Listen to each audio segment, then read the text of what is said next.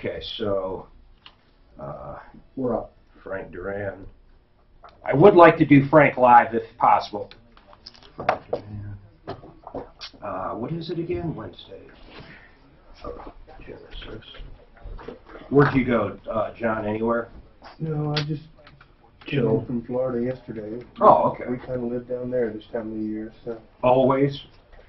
Or Yeah, every year in the fall, I move my wife and dogs in her car to Florida. I did not know that. And then she stays there for 3 or 4 months.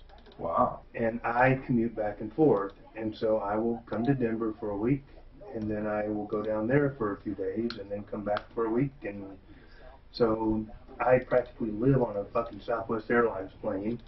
You always do Southwest now? Yeah, That's cheapest. I don't pay anything for tickets on there. It's all through points and stuff. So I have a Southwest card for the office and one for personal, and all the points go to, from both accounts, add up to like a gajillion a year.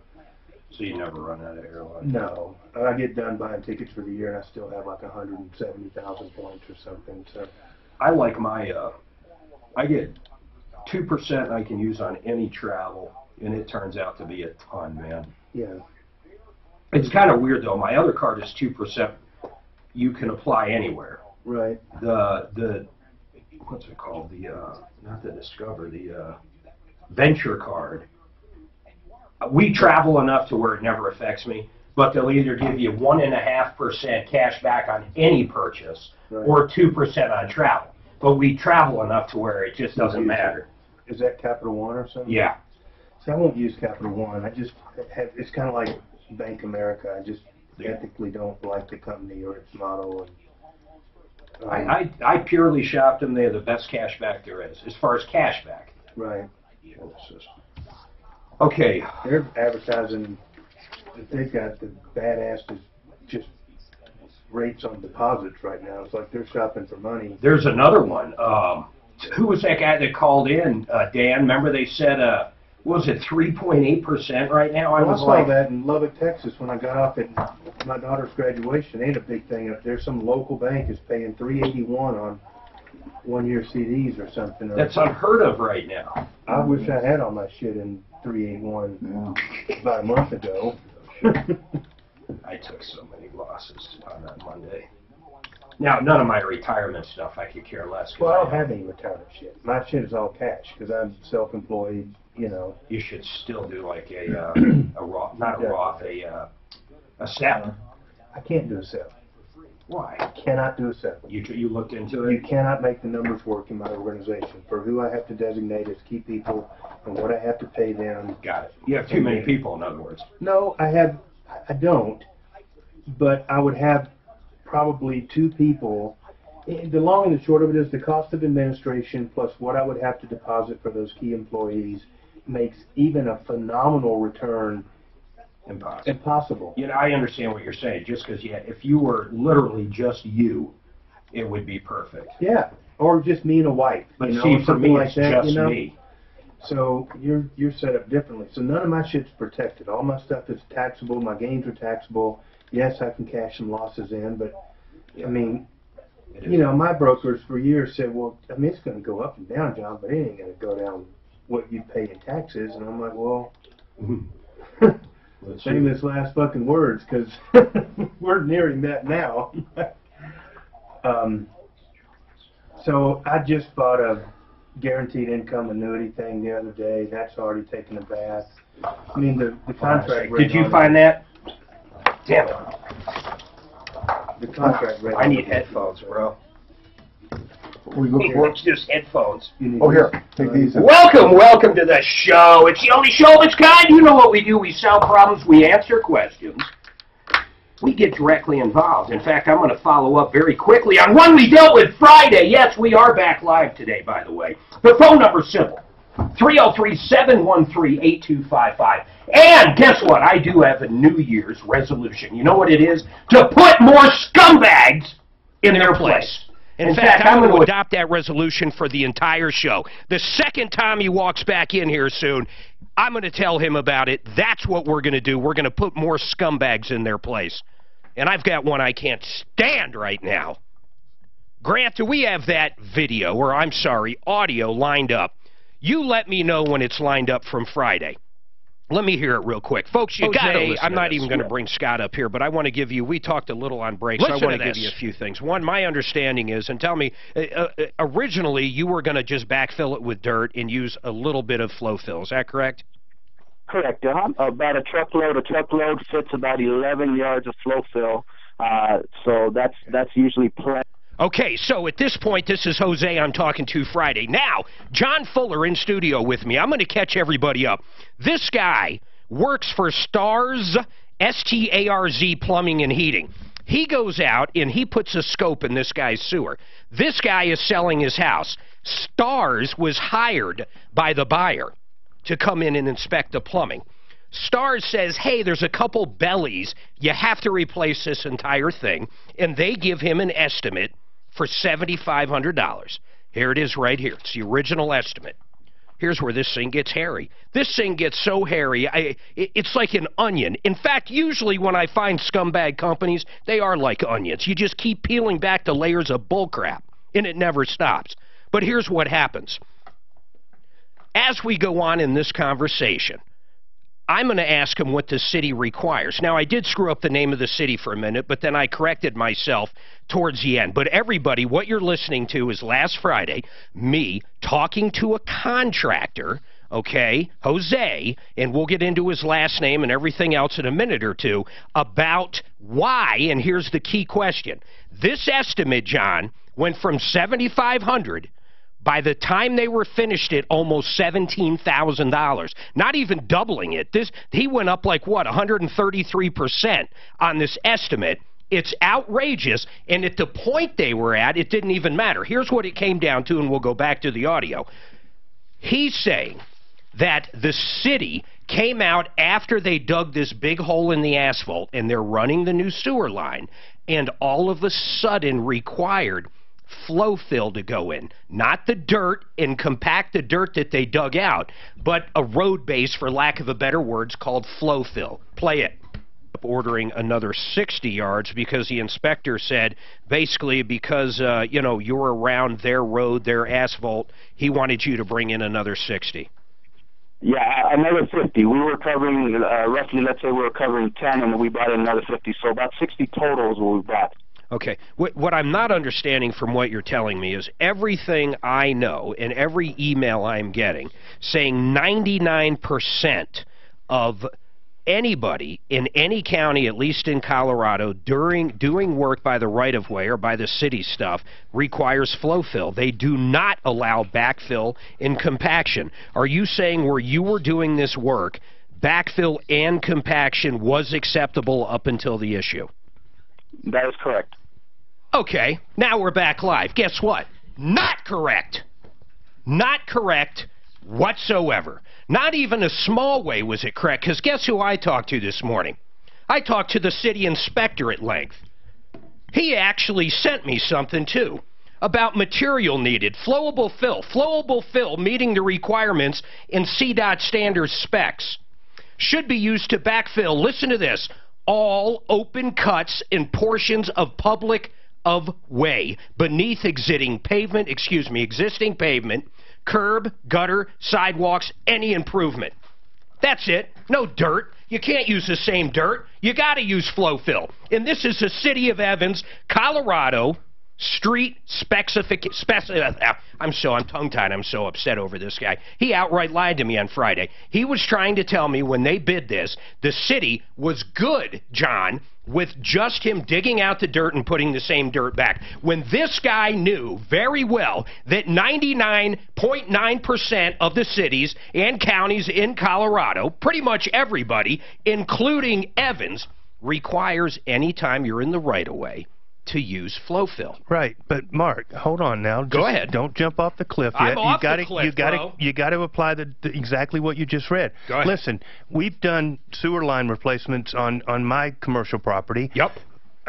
9/10 of it is not in the right of way. Show him the picture. Nope, I am so glad you brought that up. Dan, do you have those pictures going up? Wait till you see when we talk about the right of way, it literally goes down the street. Literally, that's what they're talking about. The whole cut. Pretty much the entire project is in the street. Because that's where apparently the belly was. But hold on, John. You bring up a great... But wait a second. The belly... Hold on just now. Look at the pictures. I want to, and I'll just wait till then. Go ahead. Okay, so listen to this, though. Now, follow me here. This gets worse. Just like I said in Onion, you want to know how it gets worse? First of all, they have to use flow fill where they were going to use dirt. Yeah. Okay, you get that because you've been through it. Now, listen to this. When the city inspector... I'll just use his first name, Leon. When the city inspector, before this guy did any work whatsoever, this guy, because he was selling his house, and this is a big expense, you can imagine this. And by the way, John, all the money's in escrow right now because this thing's going to court, okay? So here's what happens. Now they have $17,000 roughly sitting there as the attorneys work stuff out.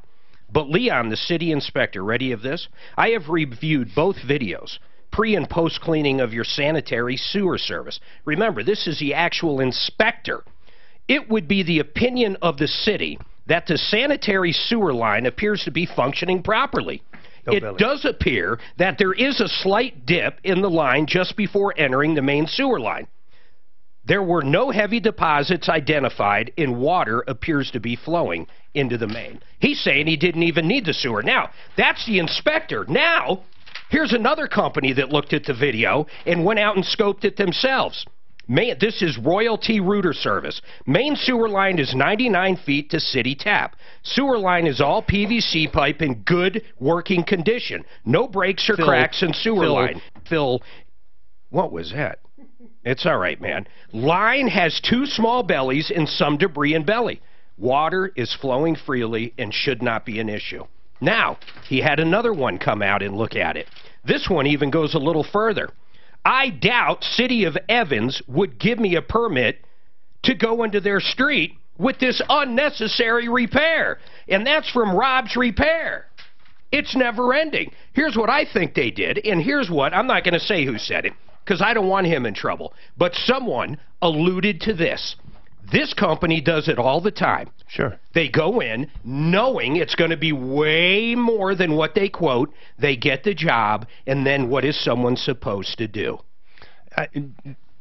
Mark, I have been down this road, okay? I know for a fact that there are inspectors that when they come out on behalf of a buyer, they're going to find something wrong with that no matter what. Of course. Rarely will they go through actually digging the yard up. It's just a tool to get the estimate and to start some sort of negotiation. This was crazy. But it happens all the time. Now, this guy... I want you to see these pictures. If it's 99 feet to the city, that's a long way to go. I get it, well, but... here's what they turned around and charged them. So the second invoice, everything was pretty much the same, but they charged them roughly another 10 grand in flow fill. Right. I mean, it's insane. They should have known that. Even if the I don't disagree. Even if this little bit in his yard that had nothing to do with the city, the majority of this, which you'll see in a second when we come back, and I want your opinion on it, and I want callers' opinions. This guy drives me crazy. Now, we've got another message in. Deputy Daff, you talk to, who's the owner over at this place? Does he know what Jose's doing? Is it possible that all of them were in cahoots, and this is a normal practice for this business, Stars, what is it, Stars Plumbing? And Enrique Reyes. Enrique Reyes. The owner, yeah. And what, is he going to be calling us or what? Well, I spoke with Ray, and he said he was going to get someone above Jose to call back. I waited downstairs. Nobody did. Because here's the deal. Jose told me Friday, and I've got all the audio when he was on. He told me Friday that, yeah, okay, if the city... If the city code does say that you have to use flow fill when you're in there right away, then we'll talk and we'll figure something out. Guess what happened this morning when I called him? Doesn't want to talk. I'm too busy today. I'm too busy. I got too many people to sell bad sewer lines to. Idiot. I don't like you, bud. I think you're a liar and a cheater. That's my opinion. But in my opinion, you're a liar and a cheater, and I hope your owner isn't as well over at Stars Plumbing and Heating. I got to take a break. Guys. I left the phone number for the back line to call in. I told them that we would be talking about them on the radio. I said Mark is not going to let this go. Show him those pictures, please, And, because a lot of people, I want those up rotating on Facebook. Oh, I was coming in to tell you. Wait till you see how much is in the street, John, because I thought that originally too. I gave the backline number to Ray, but either Enrique there or we go. someone from Stars Plumbing may call Look on the at this shit. backline. Okay, Mark, I have Scott the That's right. homeowner on. That's cul-de-sac. These headphones Is that are what it's so long? stupid. Look at this. Look at this I'll thing. make it replaced. Go out further. Yeah. They could care less. It's fucking most of it. Here's the other thing is they never put in the Now, in bid, the center of a cul-de-sac. they never put in the bid to use these things. Oh, yeah. You have to use You it. have to use these. Oh, They yeah. added the scaling. So they added 1,800 here plus I the have the extra for homeowner on. the. Did you want the homeowner? And I was playing devil's advocate on Idiots. Friday, and it was good radio, but I spun Mark up. But Yeah, I agree. yeah. I'm trying to play the, trying to help. I know what you were saying. You were thinking they only had to use a certain amount. Right. But that's not what the caller was saying. The caller said, It's it's not a road base. It's a liquid product that comes it's basically strong as shit. It sets up like that. I mean, it goes in liquid like and then hot it goes. glue. Oh, it Then it does. goes. It goes in liquid. Yeah. Look at it. And then it expands. It's like very, very thin concrete, Oh, yeah. and it fills in. And here's what you're supposed to do with it right here. This is like a city right-of-way. They fill it up to about 2 inches Okay. under the city So it's plane of this, the okay. asphalt, and then the asphalt over that. Gotcha. You can see that stem So you don't have pipe to right worry there. about packing or So anything. yeah, the This city only wants makes to- sense that they would and then- use but that. they Under can a still- street! They can still dig this out, though, is the thing. If they have to go back in there, it holds like concrete, but they can dig it right out of there. Without having to jack it. Yeah, it's a pretty cool product It sure is. Why don't people use it for everything? because it's expensive. Yeah. As the guy found out. Yeah, Right. Mark's getting flow filters.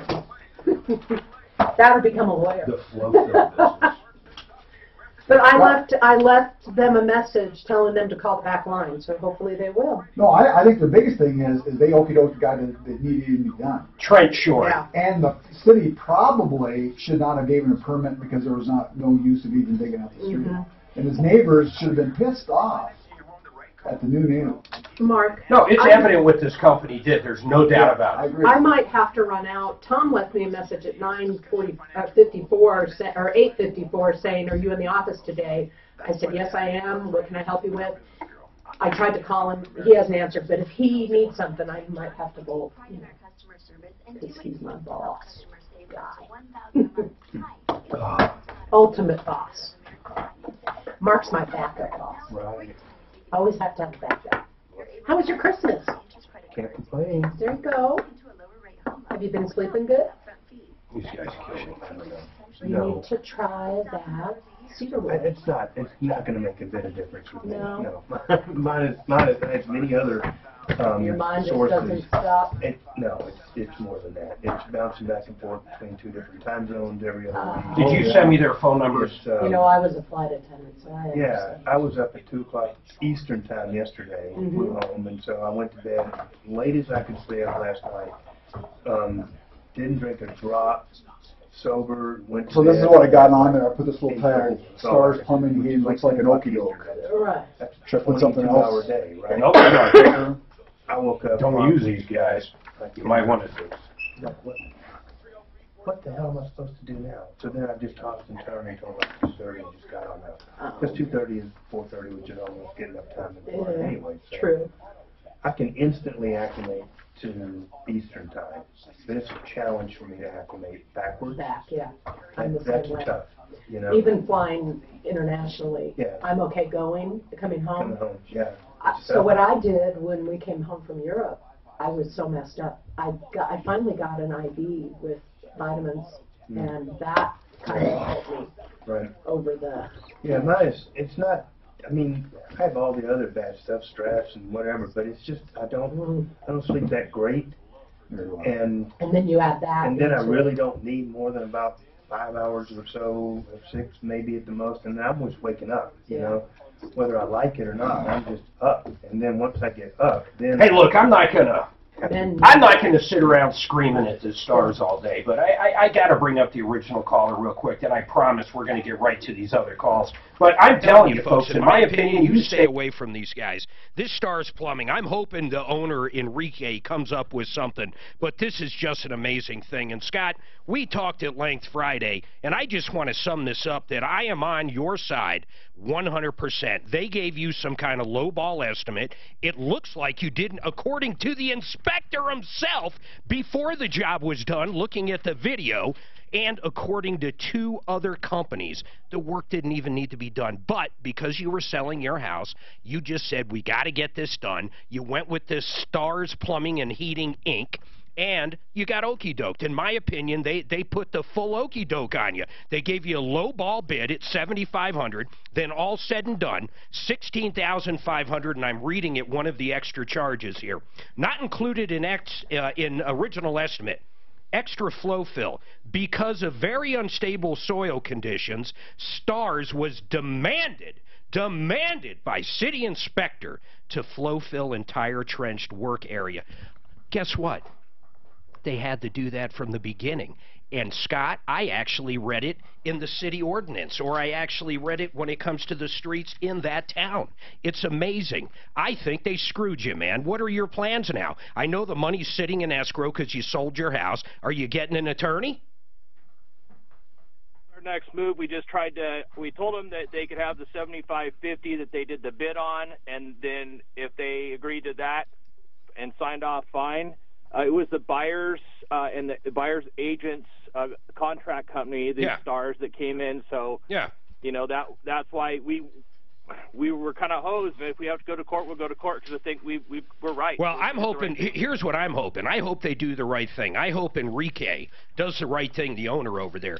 They knew from the beginning. John, you looked at those pictures. I did, and I think that the only fault here is that, you know, you accepted the results and the recommendation and the price bid of the buyer's selected person. Yep. And I think any time before you go and do something major like a roof or a sewer line or, you know, anything that's major. He went with the cheapest bid. Well, still, it went with the bid of the buyers, right? Well, John, I know where you're saying, but that's still no reason for the Stars company not to quote something they damn well knew was in the estimate. I don't disagree with you at all. But what I'm saying is, look, we're not plumbers, okay? I'm not a plumber. If they would have used my people, they would not have trusted them. That's my point. He was screwed because he went out and got other estimates, and everybody. Let him walk.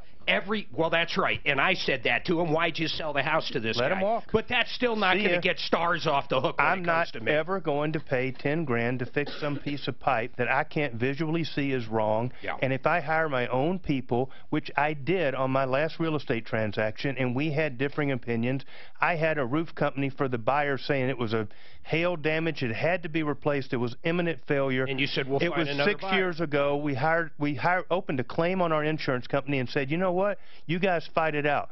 The insurance company and another roofing company came out and said the roof is perfect. To everybody's satisfaction, done deal.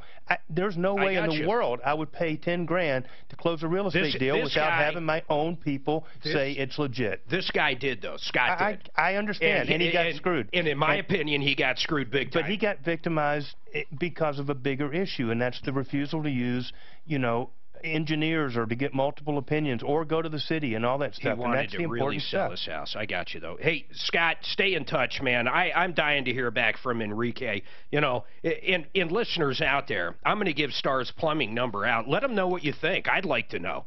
I'd really like to know what they say over there. So Stars Plumbing main number. Ask for Enrique. Ask him. Say, what do? You give a $7,500 estimate. Then you jack it up to $16,500. You tell them, whoops, we didn't know. But then we find out that any work you do in that city, you have to use flow fill where you're using it. Yet you completely lied to them. Then your own employee, Jose, comes on Friday and lies to me on the air.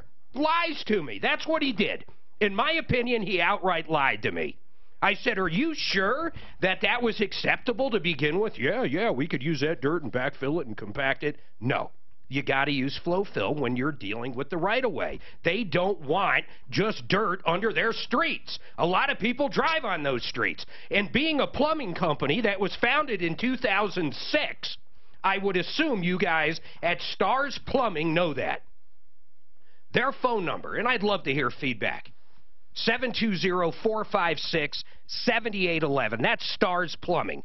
720-456-7811. Then Jose Friday says, you know, well, I guess if it was called for from the beginning, you know, that'll give us something to talk about. He didn't want to talk this morning at all. And Jose's phone number, by the way, 720-301-0900. That's Jose Lopez, 720-301-0900 in Stars Plumbing. 720-456-7811. If you get through to them, let me know. I would, honest to God, love to know what they say about it, and I'd like to hear what you think. Now, Danny, what's going on with you? Yes, I was involved in an accident. A guy turned around and sideswiped me on October 29th, and what's going on is I've called the insurance company, mine, and they turned around and told me that I have to get a hold of Kempler Insurance, which the guy that hit me, that's his insurance. So I called them up, and they said my adjuster was Daryl. So hey, Danny, was the other driver ticketed? Yes, he was. So he was definitely at fault. Did they accept fault at this point, the other insurance company? Yeah, they did. What they did is he got a careless and reckless driving ticket. And what's happened is... were you injured? No, my wife was on the passenger side that they hit. Was she injured?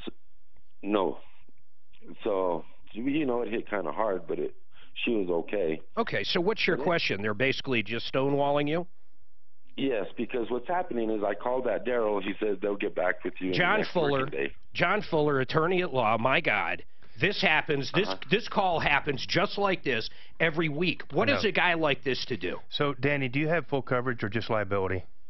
I had liability on the car. Okay, there's a problem. Let me ask you this: are they telling you that they're still investigating, or are they telling you they think there's a criminal act exclusion, or what are they telling you as to why they're not covering your loss right now? Well, what it was, I went down and it's a 1991 Cadillac sedan DeVille. They damaged the back door on it and the front door only. And I got an estimate on it, and it was $3,400. So they come back. I tried to get a hold of that Daryl for 5 days, so I got a hold of a Jane Fowler, because you push number one, you talk to a different one. So she turns around and says it'll be another 2 weeks because we need the police. Danny, how much damage are we talking about? $3,400. This, to me, John, this is what small claims is made. Well, it is. So here's why it is, okay? There's no injury, so we don't run into the problem of potentially foreclosing a later personal injury case. The second thing is, Danny, they're probably going to want to try to total your car. I mean, your car is almost, 30 years old? 27, yes. Yeah, that's exactly what they're doing. Well, that's all they owe you, though. We get this all the time. And just hold on, for Danny, here's the deal. It doesn't matter what you think the car's worth. It's whatever you can buy another car like that for. It's the true value of the car. They don't have to fix it. It is what they owe you. Right. That's correct. But I agree with you there.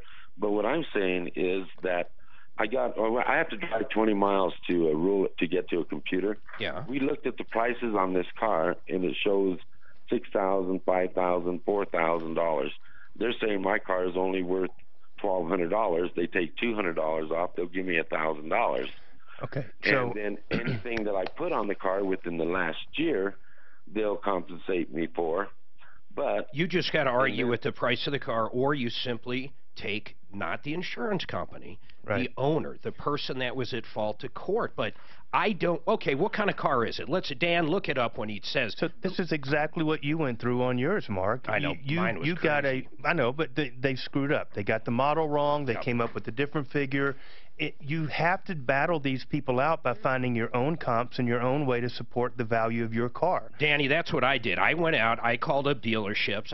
First of all, I went online and looked for the exact same car. I found found where they had them for sale, I called up and got sales information, and I sent it to the other people's insurance company, and eventually, on mine, they went from, this is outrageous, so mine has to be outrageous, 16,000 to 24,000 is how far they were off. Right. So that's really what you got to do, Danny. The other thing we could do, I could have Compass call over there for you and try to negotiate, but honestly, I don't know what the value of your car is. Real quick, what was it? John said it was 27 years old. What is it? Coupe de Ville. What year? 90, what'd you say, 91, 92? 91 Cadillac sedan. And how many miles on it? I got 240. See, this car's, okay, I just want to see, just for the heck of it, you hold on, I got to take a break. Dan, look that up on KBB.com or Black Book or somewhere. Get a real value of a 91 Coupe de Ville with 240,000 miles. I'm telling you, this car is probably worth $1,200. But we're going to find out here, and hopefully I'm wrong. Maybe if you did put new tires or something. Okay, real quick, then I got to take a break. Problem with the Denver Post. This is one of the most amazing calls that we tend to get. I'm gonna go to it first. So, Russell, real quick, in a nutshell, what's going on with the Denver Post? Yeah, I'm Russell's wife now. That's fine. What's your name? Lorraine. Go ahead, Lorraine. We have been having a problem with the delivery of the post for almost about a month. Perfect. And here's why, hold on a second, here's why I say perfect. There is so few customers of the Denver Post when it comes to delivery now. I swear to God, for the life of me, I cannot imagine how they can't deliver a newspaper. What do they have, like 4 people subscribed now? I mean, so is the guy that writes the article now delivering it? I don't understand. Hopefully we can figure it out. Make sure you, yeah, he would love to come on. You had what? So, curb appeal. Curb feelers. Curb feelers. You put those on? How much does that car come up at? And then take a snapshot of it and put it up. Sat down with the... You haven't done any lives. Frank said to remind you got to do some I'll lives. do one coming back. Dan, you know the envelope this morning with the pictures? The guy's on the phone. He has 2 separate issues. Next to the guy. So where are those pictures? Down on my desk is in that brown envelope. Okay. Yeah. Hey, Dad, could you have my back on? I got to run downstairs real quick. Oh. This guy got so screwed. I'll be back. You know, honest to God, they tried to pull that shit on me on my house sale. So I had this Hispanic dude who I did the background on and found out he owns a goddamn big construction excavation company, okay? He's in the fucking trades, okay? We do this roof estimate, okay? Next thing I know, he's claiming hail damage. I called the guy to put the roof on 6 years ago. He lived in the neighborhood. He comes over. There's no fucking damage, okay? Next thing I know, my wife's like, there's some Mexican dude on our roof. And I'm like, who the fuck is he that? up there with a hammer? No, he wasn't on a hammer, but he was doing a bid, okay? So he comes down and he's like, yeah, it's bad, man. There's all this damage, and he showed me blah, blah, blah. And I'm like, this is just horseshit, okay? There's no fucking damage up there. So I did what I said. I told the buyer, you hire, and I shit-canned that buyer. I told him to get fucked, okay? That and his sewer pipe and everything else. He wanted to charge me $10,000 for a sewer pipe belly that I had already fixed, like 7 years earlier to prove it, that we had on video. This guy was like, there's a break in the sewer line. We're like, we videoed the motherfucker. There's no break. Look, it's right here. I know. And we showed him. And the guy's like, we want it repaired. I'm like, you're in the fucking trades and want to charge me $10,000 to dig up a fucking pipe that's not broken? And so he wanted a credit for all that shit on the sale. I'm like, you can fuck off, okay? So in the end, I dumped it $12.95. Beautiful. With curb feelers or without? What condition did you put? Good. Because, of course, every 91 Cadillac does not have an oil or transmission leak. It's in good shape. And I wasn't able to put in for some reason the 240,000 miles. So it doesn't matter at that point. Yeah. Scott, yeah, tell him I am, but I'm going to be giving their number out again. Tell Scott I'm going to recap again. I don't need him, though. Just tell him the second we hear back from these clowns, we'll let him know. But he needs to come up with, honest to God, if he can hear me, Scott, I don't think it's going to settle at $7,500. I think it's going to settle around 10. Yeah. So anyway, the new buyer came along. We made him aware of the issue. We said, hire anybody you want, and I'm going to open a claim with the insurance company. And those 2 people met on the roof, and they both came down saying there's not a fucking problem with the roof. you're fine. So what did the contractor say then, Mr. Expert? Well, he went away. He was nullified at that point. He was from a prior buyer. The whole home inspection game is a fucking racket. And this guy all tried. these goddamn beholden contractors are just as bad. Right. This guy actually went with the video to the city and showed it to the city. And the city inspector. I'm surprised. That's my whole point. He should have done that first. He did do it first. He did I it. told him to fuck. He had to sell the house is all I can imagine. That's right. He was so desperate, he had to do it. I don't know why. That part I don't know why. Yeah. Well, But all this came before he had the work done. now these people bought the home have a big ugly fucking cut, and they'll never know if the chip was done right, and the cut's going to be sagging and all this shit, and it's going to look like hell. Well, at least the city came in and made them use flow fill. I don't think if the inspector showed up that day, they might have put that fucker back together, man. Yeah. Oh, there's no God. Stars plumbing, okie doke. They had to do a repair out in front of my driveway. It took 3 fucking trucks of flow fill to fill that bitch in. They needed more. Yeah, 6. yeah, I think you're right. I think there was 6 Yeah. This one, yeah.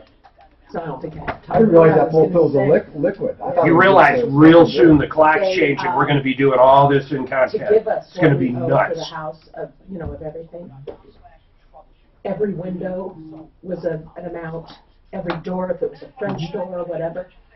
So I start looking at it and I go, well, you're missing I'm gonna do here, plumb you're line. missing a French door here, you're missing this.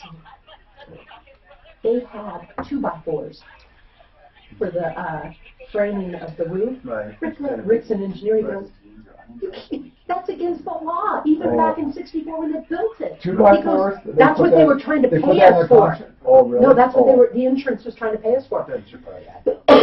We were on top of it, but I have to tell you about the car. We had 3 cars that we lost in the fire. The first one we took, it's a little secret. All right, so what have we learned so far? We learned never, ever, ever, ever, at least in Mark's opinion, hire Stars Plumbing. You know who I would have called if I was them? Ready? I'll say it very simple like this. Plumbline Services. They even have their own excavation company. They would have came out, they would have quoted it properly, and at least Scott would have known what he was looking at. In fact, Bob Logan is actually looking this entire case. He's the GM over there, and he's also one of the owners. But I'm telling you, if you do need excavation, you do need a sewer line, call Plumbline Services. They do everything, too. Plumbing, heating, cooling, electric, and drains. The electrical part is unbelievable. Right now, for $149, fine, fix, or free. They'll come out to your location. Let's say you have an outlet out, or your ceiling fan's not working, or something, some electrical problem. They'll find it. They'll fix it for free. No, that's not right. For $149, or it's free. My goodness, let's watch that. That phone would light up quick. But seriously, for $149, you get a technician that's bonded and insured out there. Now, if you don't want to have it done, let's say it's a big thing like a panel or something, they, of course, can't do it for $149, but what they will do is give you an estimate, and the trip charge, nothing else, will cost you a penny. You'll pay nothing. So they'll either fine fix it for $149, or they'll give you an estimate and get out of there and not charge you a nickel. 303-586-1086. By the way, plumbing, heating, cooling, electric, drains, they do it all. 303-586-1086. Plumbline Services. Now, Danny, back to you. We looked up the price. Danny called with a quick recap. He got sideswiped by somebody. There was no injuries in it, but the other people's insurance company is only offering roughly $1,200 for his 1991 Cadillac with 240,000 miles. Dan, what did you find out? Did you look it up on KBB? Yeah, I did, and actually I could go to 91. I had to go to 92. Oh, because it only goes back so far. So $1,295. See, that's going to be good condition. Danny, you chose good condition? Yes. What condition would you say it's in, Danny? He's going to say great. No, I'm not going to say it's great. It's the outside of the car is in perfect condition. I mean, it has a new paint job, everything on it. I got you. I didn't have a scratch on the outside. When did you have it? When did you have the paint job done? That's something we might be able to help with.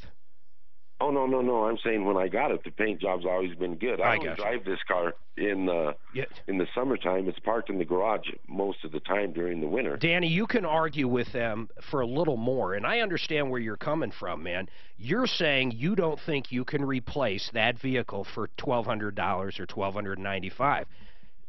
It looks like you can, though. They did offer me for the tires and the battery that I put in it, because they said anything I bought within a year. So how much? They'll compensate me for.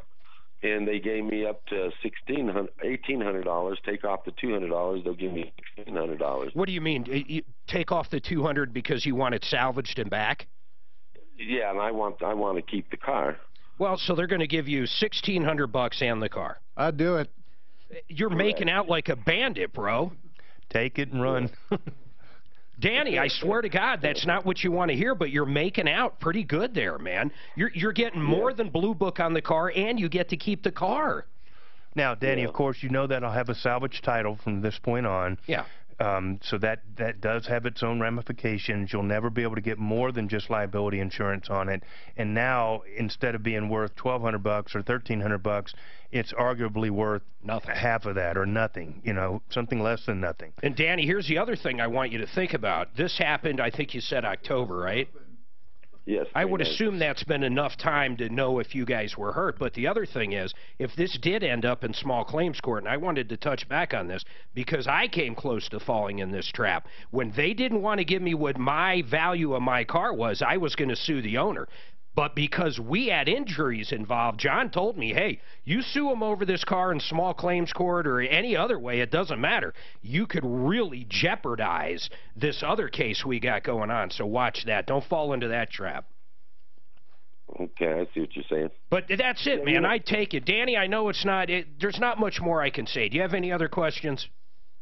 No, it's just the way the whole thing was handled. I know. They transfer you to one, transfer you to another, transfer another one, and he's stressing the whole thing sucks, and it does, because you know what? These insurance companies are basically trained to do that. They're trained to put you off. They're trained. That's what they do. They don't want to pay you. That's why if there was, if there was any substantial damages, you always want to hire an attorney. They're used to it. My God, John, you must be used to being put on hold by an insurance company. It's got to be the pretty norm. Or when you're an attorney calling, is it better?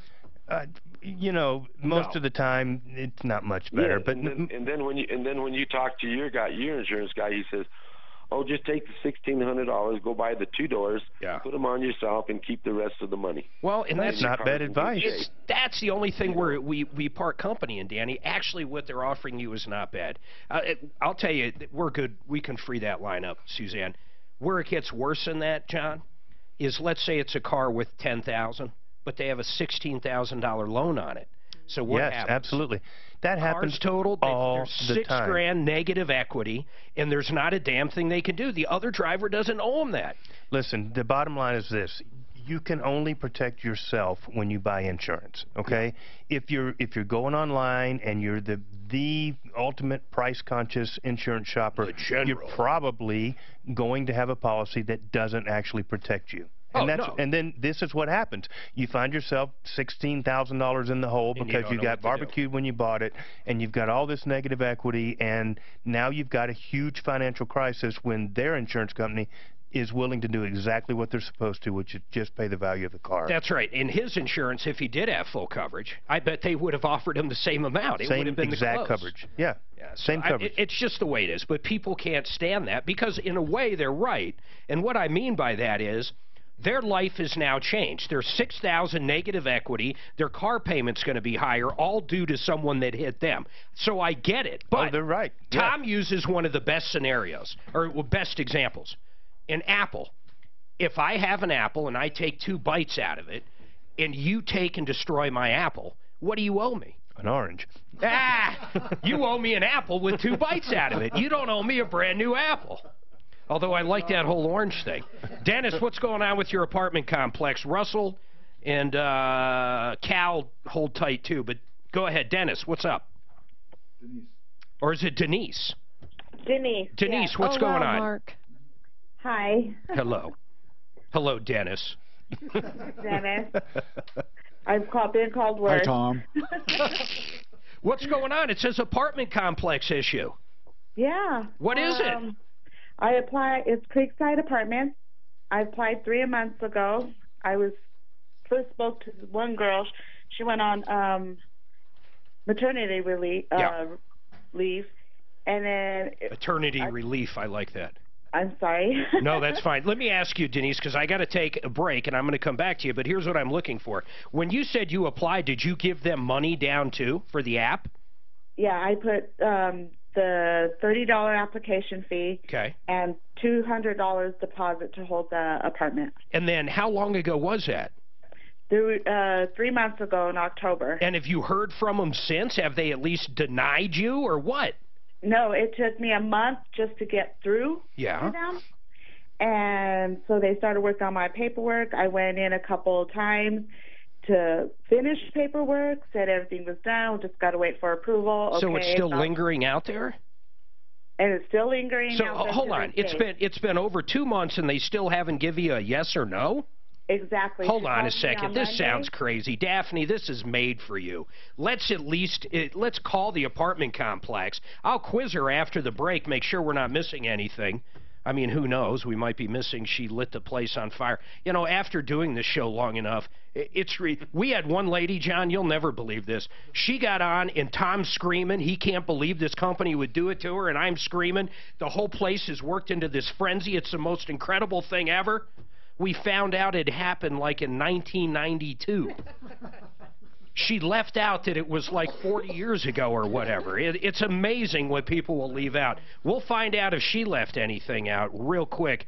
You know, if you got in trouble over the weekend, and I mean criminal trouble, you got arrested, maybe a DUI, maybe one of your kids was shoplifting, maybe there's an assault charge, a fight at a bar. It just doesn't matter what it is. If you get into legal trouble, especially on DUIs, you call Joseph A. Lazara. Here's what I love about Joe, and this is true. So he might not like me saying this part, but I like it. He knows everybody. He knows the DAs. He knows the judges. And yes, believe it or not, when you know people, there are relationships. They know he's professional. They know he fights for his clients. He is more likely to get you a deal than someone you call out of the Yellow Pages. Simple as that. He will fight for you, and he's one of the best out there. This is one of those numbers. If you've been accused of a crime, whether you did it or not, you need representation. And Joseph A. Lazara is the best. Write this number down, put it in your purse, your glove box, your wallet. Keep it with you. When you do have a problem, you're going to want this number. You ready? 303-429-6200. 303-429-6200. That's Joseph A. Lazara on our referral list at referrallist.com. Like D-Nice. You call him the roll. Oh, right, yeah. Aaron. Aaron, yeah. Two things. Tom needs me to run downstairs and meet him down there pretty soon. He's going to text me when he is. What's he need? He needs me to do his supplements. So, this Creekside Apartments, what did she say? One of those waters. How much she put down? She said, I'm sure she put the whole thing on there. The big thing with her, she didn't say if this was Section 8 or not, or whatever. So let me ask her. So ask her for that for sure. But they said she's got to be out of her other apartment by the 1st. And now they're telling her Friday that she can move in. So that's Please tell Russell I'll be back to that Denver Friday, Post problem. they're telling her she can move in. Right, but check Creekside. But you might have to check with her again and make sure that's what it is. You can't. Oh, you've never seen this guy? He's calling roll, and he fucks up everybody's name. Aaron. He's like, hey, Aaron. And the Denise, he's like, D-Nice. D-Nice. Not Dennis.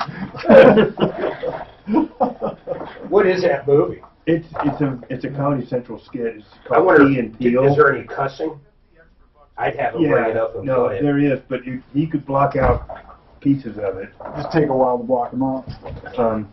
But there's a couple of them that he's like, God damn it, you don't tell me how to fucking call roll. He's fucking hilarious. D-Nice. Let me tell you, that guy with that Cadillac, he's doing well. Doing well. Are you kidding? He's getting more than the value, and he gets to keep it. And he gets, yeah, right. Minus $200 for salvage. I said, are you gonna? I bet you're gonna say it's perfect. He goes, no, but the outside's perfect. but I'll bet you for salvage, you probably get $600 for salvage if you took it to a junkyard. Nah, steel's down maybe $400. That's a big car, actually. You're right. That's a heavy son of a bitch. Teacher, Mr. Garvey.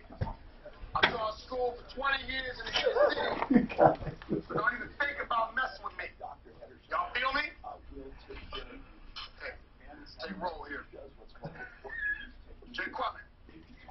Control. Where's Jake Quillen at? Jake Is Jake Quillen here? Check on it.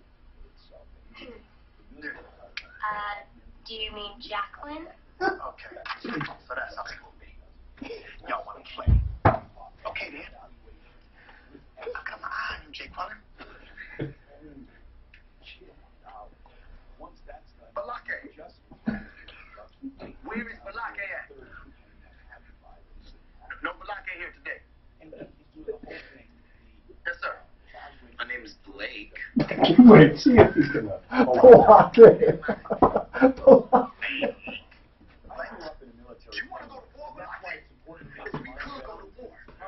You want to go to war? That's good. They haven't touched yet.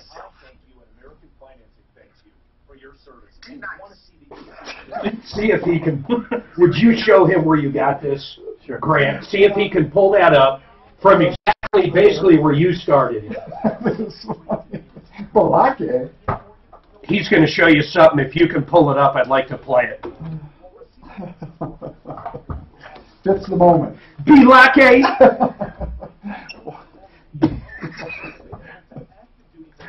What was a Milikai or a... I'm still getting. I actually called 100 years ago someone, Dennis. That was Denise, and my mother still fucking remembers it. Oh really? Yes. It's not my fault they spelled her name weird. Hey. I want you to say to my mommy for loving me so much. Taking me to the doctor when I broke my foot for leaving me alone when I wanted to. And now, I'm safe for being able to take care of you. So you can tell me your New Year's resolutions? Did you make some? What are they? To go after more scumbags. Oh, okay. No, that's it? I mean, personal. Pretty much to go after more scumbags. Seriously. To get your blood as good as mine? I don't want low tries. I refuse to have low tries. Dangerously low tries. Low tries. I love low tries. In fact, that's one of mine here in my physical setup.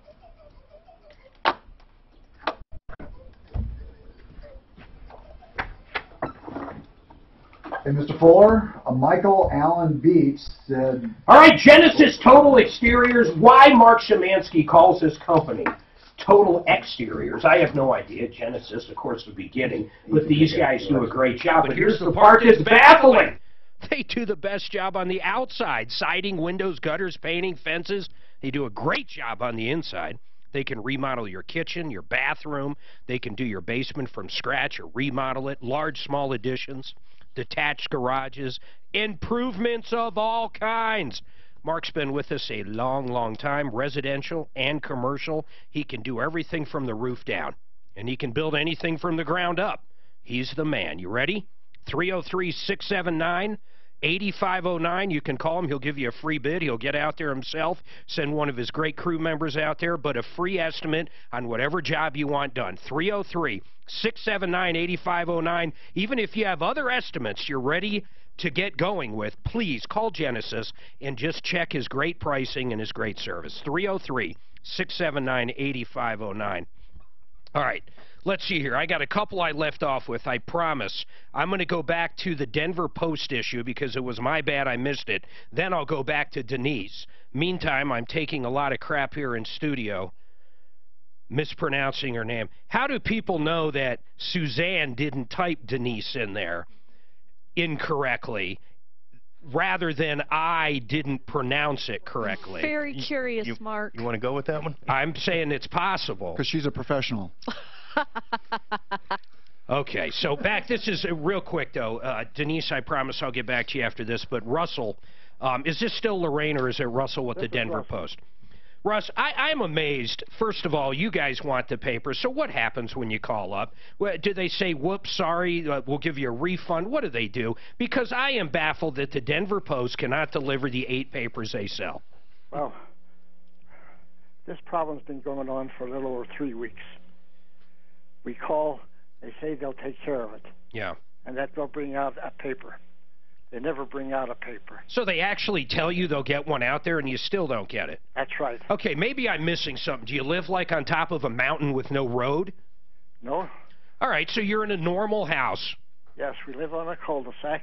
Okay, Suzanne, why? Okay, I know we have an angel. In the past, they fix it, right? They take care of their problems. So this guy will end up getting the paper. But for the life of me, can we have their angel come on and just explain how a dying business like that, one, how a dying business is still working? Do they have a good internet following? Maybe. I don't know. I'd like to ask her. But two, with as little papers as I see these days, you know, you drive around, you're in a neighborhood, I just don't see papers like I used to. How do they possibly miss the few customers they have? Can you ask her for a comment on those? Sure, Mark. I would love to hear that back. Russell, the bottom line is we're going to help you, but I'm still baffled why this is a problem with the Post. I would love a representative to come on and just explain why this guy can't get a paper for 3 weeks. Wait, I've got a guess. They don't pay their paper boys enough? Is that possible? What do they pay a paper boy these days? I used to do it for like a quarter. I could buy a soda for a nickel, all that crap. But why can't they do it now? It's a paper person, Mark. A paper person. You're right. I'm not being PC. Not a paper boy. It could be a girl. It could be a paper transgender. It could be a paper anything at this point. You're right. A paper person. Thank you, Dan. Thank you for helping me through my issues. Russell, hold tight, all right? Okay. Let's get him over to the angel or Suzanne, but please, I would love a comment. Honest to God, just on this one particular one, a real reason why they couldn't get the paper for 3 weeks, then they promise they'll get it out that day, and he doesn't get one. I would love a comment. 303-713-8255. John, you see, do you get the Post still, John? John Fuller? No. When's the last time you ordered a newspaper? Honest to God. It's got to be close to 10 years ago. It's crazy. Now, I know some people like it. I mean, there's no doubt about it. John's got a comment on the paper. Yes, John? Yes, good morning. Good morning, John. The reason they can't deliver the guy's paper is they're busy delivering it to addresses that don't request it. Oh, so you're the opposite. You have one of these damn things in your yard that your snowblower can hit. Yes. Yeah, well, okay, you know what? Our neighbor. You know what? Maybe they should go online and use a GPS of some sort to where they deliver the papers instead of an old map time something or other. That'd be funny if their paper boys had the old maps you unfold to like the size of your car. All right, we've got a ton going on. Denise, Russell, Cal, everybody hold tight. My name's Mark Major. We'll be back after these messages. I have a lead message with the answering kind of service that, so they're going to call me back on my phone. But so with our cars. Is that on the apartment complex? Mm-hmm. So did you talk to a person? I spoke to a person who has to send my information to corporate. We're going to get you and this gal, Dennis didn't have, Denise did not have any phone numbers to get Lauren directly. She's like, oh, it's at work. So I said, well, I can only do so much. But so our car that we had just purchased, they gave us about what we paid for it. We're like, great. The Porsche was a very rare year where they only made, something happened with production, like they went on strike, so there were a lower amount of those Porsches made, which a lot of people don't know, but Rick knew. Rick investigates all his collectibles. And so we fought with them, and they kept giving us offers until they gave an offer so it was like 3 offers, I think, that they gave him. And we finally took it. On the Corvette, the one that actually started the fire, he bought it back, but they were lowballing it. And he said no. Well, they freak out if it's on their desk too long. And he ended up going to China. And so they were calling like every day. So if you blow them off, they start freaking out. They gave us this price that was like above, and Rick goes, well, now I feel bad. And I said, we're going to get screwed one way or another, take the price. And so if you actually say no, you just say no. I let them cool their heels for months sometimes. Oh, yeah, because they just start, they were freaking out. They wanted to get this off of their desk. Right. And so, you know, I think I need to I'm going to go and grab. Oh, so Mark said too in your car. some coffee whenever. John, you want some coffee? I'm good, thank you, though. Well, yes. Do you want me to go do it now or wait till Tom's We here? had coffee service. If you want it now. Oh, we have coffee I'll get it service. now. Of course we do. No, like you said, is most people need a car right now. They can't wait. Yeah. So they, They just like screw you over you for could that, wait. yeah. Otherwise, you would have got your 16 grand if you needed it right away. Or, Oh, they want. I couldn't believe the difference in mine, though. well, they had the wrong. I model. find it almost impossible it wasn't intentional. Well, I thought you. Well, it is. Yeah. I don't think it's an innocent mistake. They just, let's see how long we can put They them see on. if we can get away with it, you know? That's what they do. See, they should have, there's no money in it, though. They should have a public adjuster for cars, but the problem is there's literally no money in it. No money. You're talking 10% of a few grand. You're exactly right. Who's going to do all that shit for $300? Not a person in their right mind. Unless you jumped it up to 25% or something, or had different. Yeah. Yeah, but nobody wants to cough up 25% of their car. Right. You know, and at the end of the day, if you pay somebody 10 or 20 or 30%, you come out with Upside down. 70 or 80% of like what you you were. started with, like you were when you began. Right. You know? On property, it's true, man. It's very true. You came over and read it. I was going to say, hey, this guy was ready to tune you up. But you ended up getting them the 16 grand.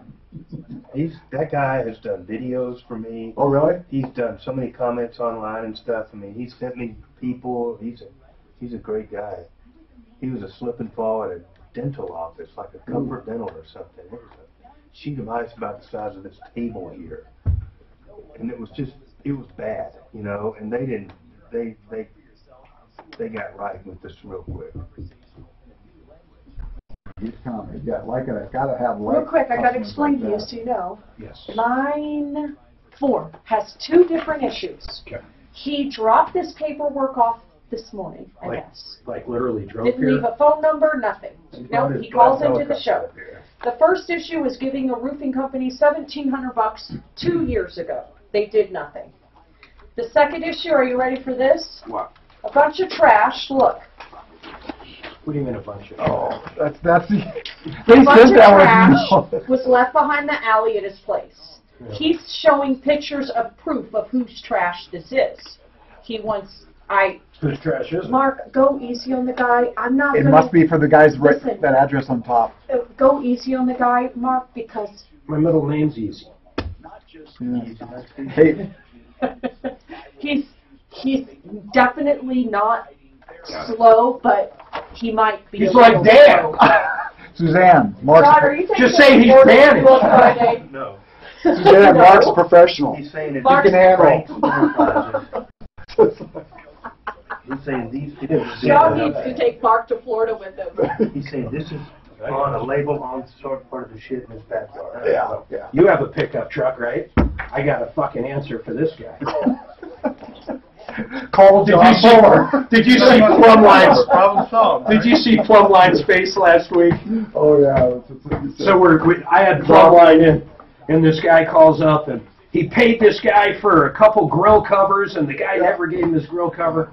I said, you know what? I bet Bob Logan and Plumline will go over and bring you 2 brand new grill covers. Bob goes, okay, if I can find them. On that one, in 2 hours, they brought it to him and had it on. Oh, I want to update that. Can we have that guy on? Ooh. I'd love that. That's a great update. That's a great update. A grill cover, like a. No. What do you call those? Not an air conditioner. Swamp cooler. cooler. Yeah. So we sold them on the invoice. It says 2 swamp coolers, 2 extra duty heavy covers, X amount. Installs the swamp coolers. Months goes by. It's time to winterize. Still no freaking cover. Was it his company that sold him the swamp coolers? Or? Yeah, same exact company that sold him everything. Yeah, that's good. All right, just idiots. So we'll take care of it. They do the main job, they collect the money, then the little things like these covers become nothing. But to the homeowner, they're fucking huge. Right, yeah. That's where they make the I don't know, money. where was that? That's a great update. See, people want to hear shit like that. He'd send an email on that.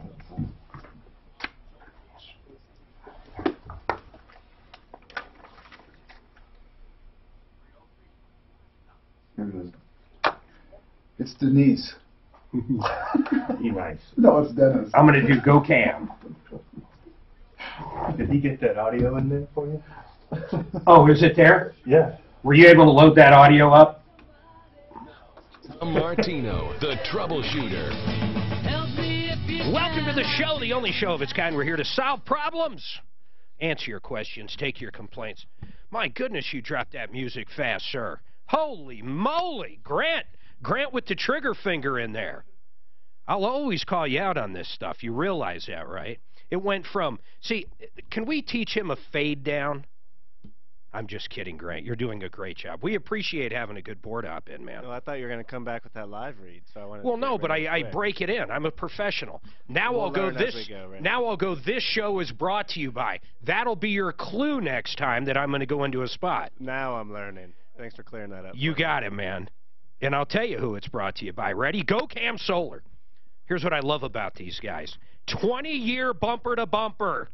I can't think of any other solar company that gives a bumper-to-bumper warranty, parts labor for 20 years, and a energy production guarantee. Here's what you do. It's simple. I'm going to give you a website. You fill out your address. They have this software. Does a bird's eye view of your house. They're going to be able to tell how much energy you can create with the right solar product.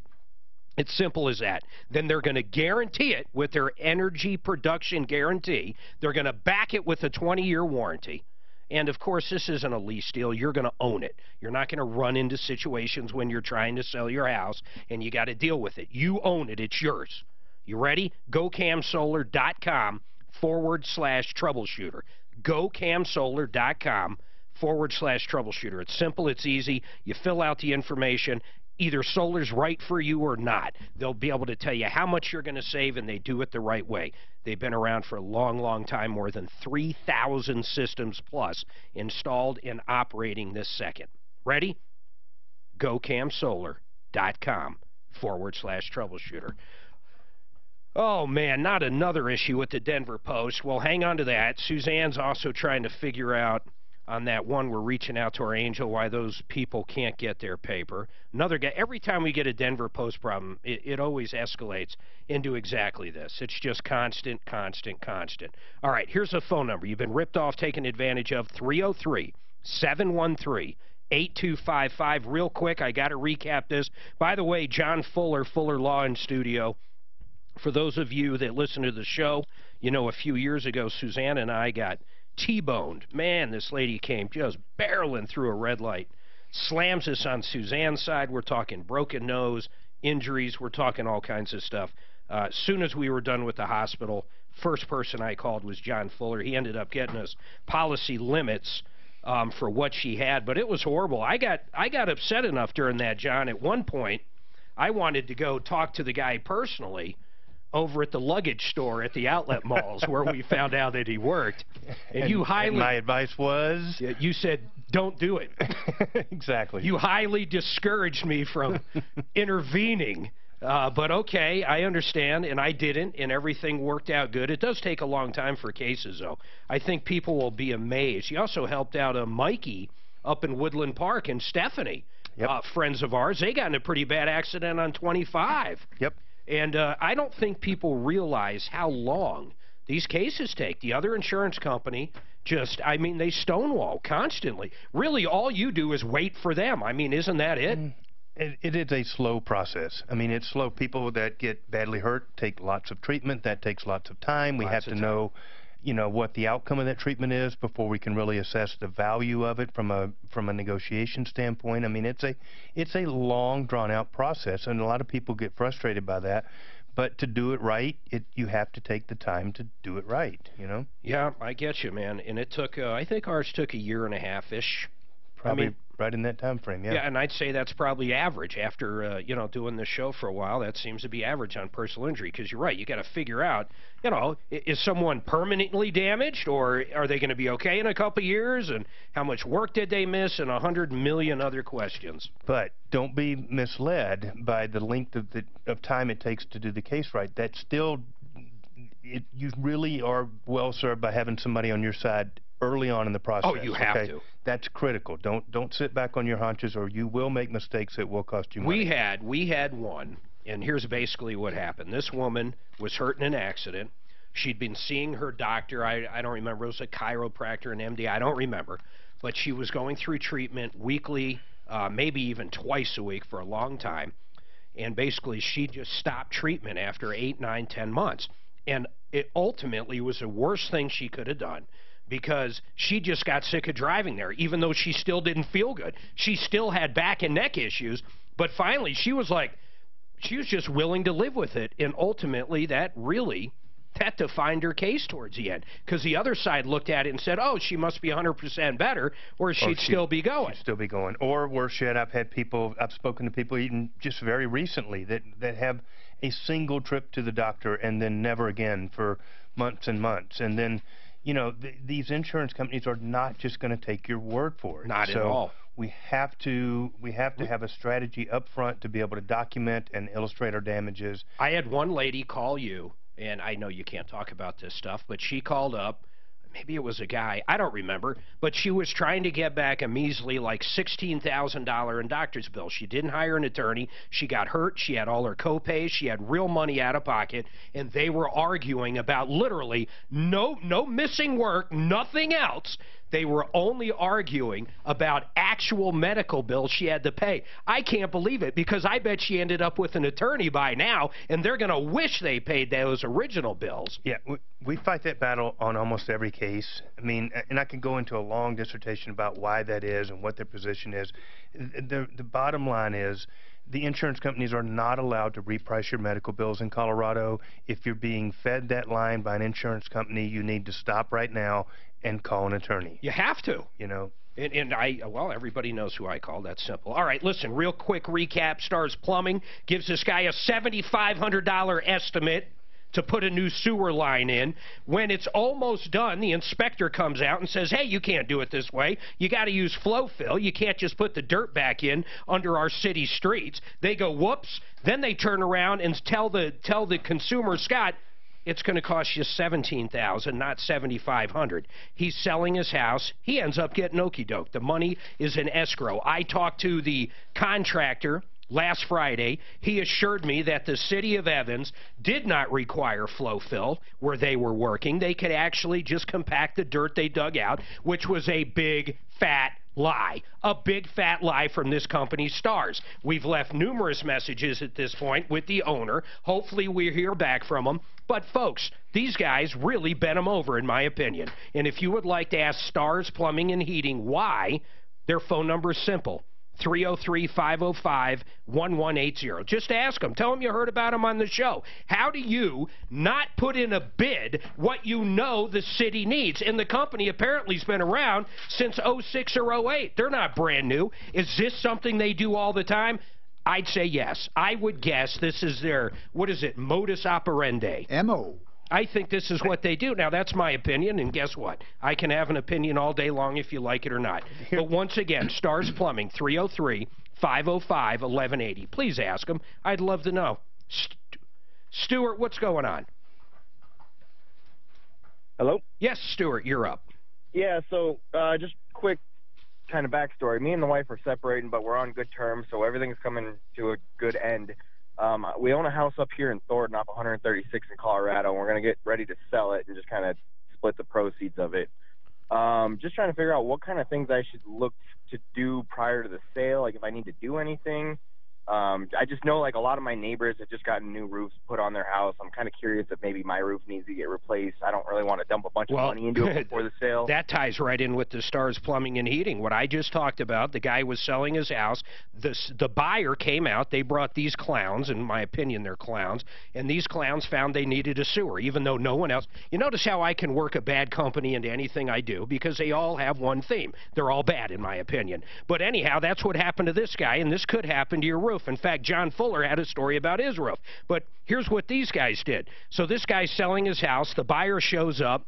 The buyer's agent shows up with this Stars Plumbing. They scope it. Two other companies said it didn't do a sewer line, but these guys said it did, and of course they quoted them, then misquoted them, all that stuff. But the bottom line was they ended up ultimately putting the money in escrow. So, Stuart, a couple questions on your circumstance. One, the roof itself, I mean, was there a hailstorm there? Do you think you need a roof? Because, yes, they're going to see that in a heartbeat. Yeah, I personally don't think so. I just think, I mean, you know how roof. Did all your neighbors have a storm? We got hit by hail, but I mean, my roof is relatively newer than others, so I'm just curious if. Well, okay, hail damage is pretty simple. It's either there or not. Now, John, what you ran into on yours, though, you had the buyer's agent saying you did need one, but then you brought out your own experts and it didn't. That's right. Yeah, and I mean that goes to so many issues, you know, and you've got Frank Duran coming up and you can ask his advice on it, but if you get in a situation where a buyer is demanding that something get done, you're always better off to work that into an adjustment on the price. That's right. And let the new buyer be responsible for coordinating that. That would have completely eliminated this issue. The same could happen with your roof. If indeed the experts all agree that your roof is damaged and it can be reduced to an insurance claim, let your insurance company do it. If not, make it the responsibility of the new buyer and move on. Yeah, so Stuart, basically what John's saying, and I agree with him on this, let's say there's legitimately, you know, the furnace has a problem. There's a few problems to the tune of $10,000. I would never pay someone else to have that fixed. I would simply adjust. Or you don't even have to adjust. Maybe you think the house is worth that with issues. It doesn't matter. I would deal with the money aspect of it, though, not other stuff. And I sure wouldn't let the buyer come in and fix something prior when I still own the house. I wouldn't do that. It doesn't even make sense. No, you're right, Mark. But the only exception to that rule would be, like here, if the caller is still insured under an homeowner's policy. And the hailstorm is within the last 2 years. Within the period, you'd want to do that transaction before the closing. Oh, yeah, because it's a freebie. Right. So have it done. And then my only question about that then is, like, so when I bought the house, obviously I had the inspection done. They dinged a few things that I just never got fixed because it wasn't a big issue to me. Now that we've had the house for a little while, I can tell that there's some other issues here and there. Would I be better off selling it as is, going around? Well, anytime you sell a house, it's as is. All it's going to be is negotiation. But hold on, I'm going to bring up one of our experts. But prior to that, Stuart, I mean, how are you planning on literally selling it? Who's going to represent the sale? That I'm still trying to figure out as well. Well, then I'm going to make that. Downplay real estate agents, but I used to work in the mortgage field, so I'm not trying to pay 6 or 8%. I'm looking for 1 or 2 if I can. Listen, man. Or even just do a sale of my own. Dude, here's the problem, okay? And I'm going to be honest with that, then you can take the advice or not. I used to be you. I used to be you. I witnessed my parents' attempt, and it turned out to be a nightmare. If you get the right person in there, and in my opinion, I'm going to bring him up. He has sold, bought for me and Tom numerous times. Frank, let's say I'm just using numbers. Let's just say you expect to get $200,000, okay? That's what you expect to get out of the house. I'm telling you he can probably get you more. Are you going to pay a percentage? Yes. But if he gets you $215,000, who cares what you paid him? He made you more money. I'm telling you, he knows how to stage the house. He sells more. I'm going to ask him right now. Oh, my God, I just lost Stuart. If he's still listening, let's get him back. Frank, I hate to do it. I really want him up with questions. I'm going to put you on hold, Frank. I'm going to try to get him back. We'll come after the break, all right? Thanks, Mark. Hold tight. This is very important. We talk about Frank Duran all the time. People, you have to use an expert. Like if you're injured in an accident, you use John Fuller. You call an expert. When you're selling a house, oh, my God, I hope he calls back so we can go over this stuff. Everybody hang tight. Art of Granite, Mitch Fulleria. John, I love this story. This guy comes to America with $300 in his pocket from Romania. He gets on a bus from New York, comes to Denver, and gets a job with the guy learning how to fabricate, cut, mold, you know, install new kitchens. He learns to fabricate granite, and he's the best out there. If you want the best-looking kitchen, the best-looking bathroom, and by the way, a lot of times, if you get the kitchen done, there'll be enough left over on that slab to do the bathroom for free. He's got wholesale countertop material. He can do custom edges. He can do the sinks. He can do the cabinets. He does it quick. And listen to this. If you take a picture or a small video of your kitchen or bathroom or whatever you're looking at remodeling, you can send it to him, whether you text it to him or whatever, email it to him. It'll look better, but he'll give you a bid, and he's generally right on. How many places can do that? That's how confident he is in his work and his estimates. artofgranite.net, artofgranite.net, or you can always check him out on referrals.com.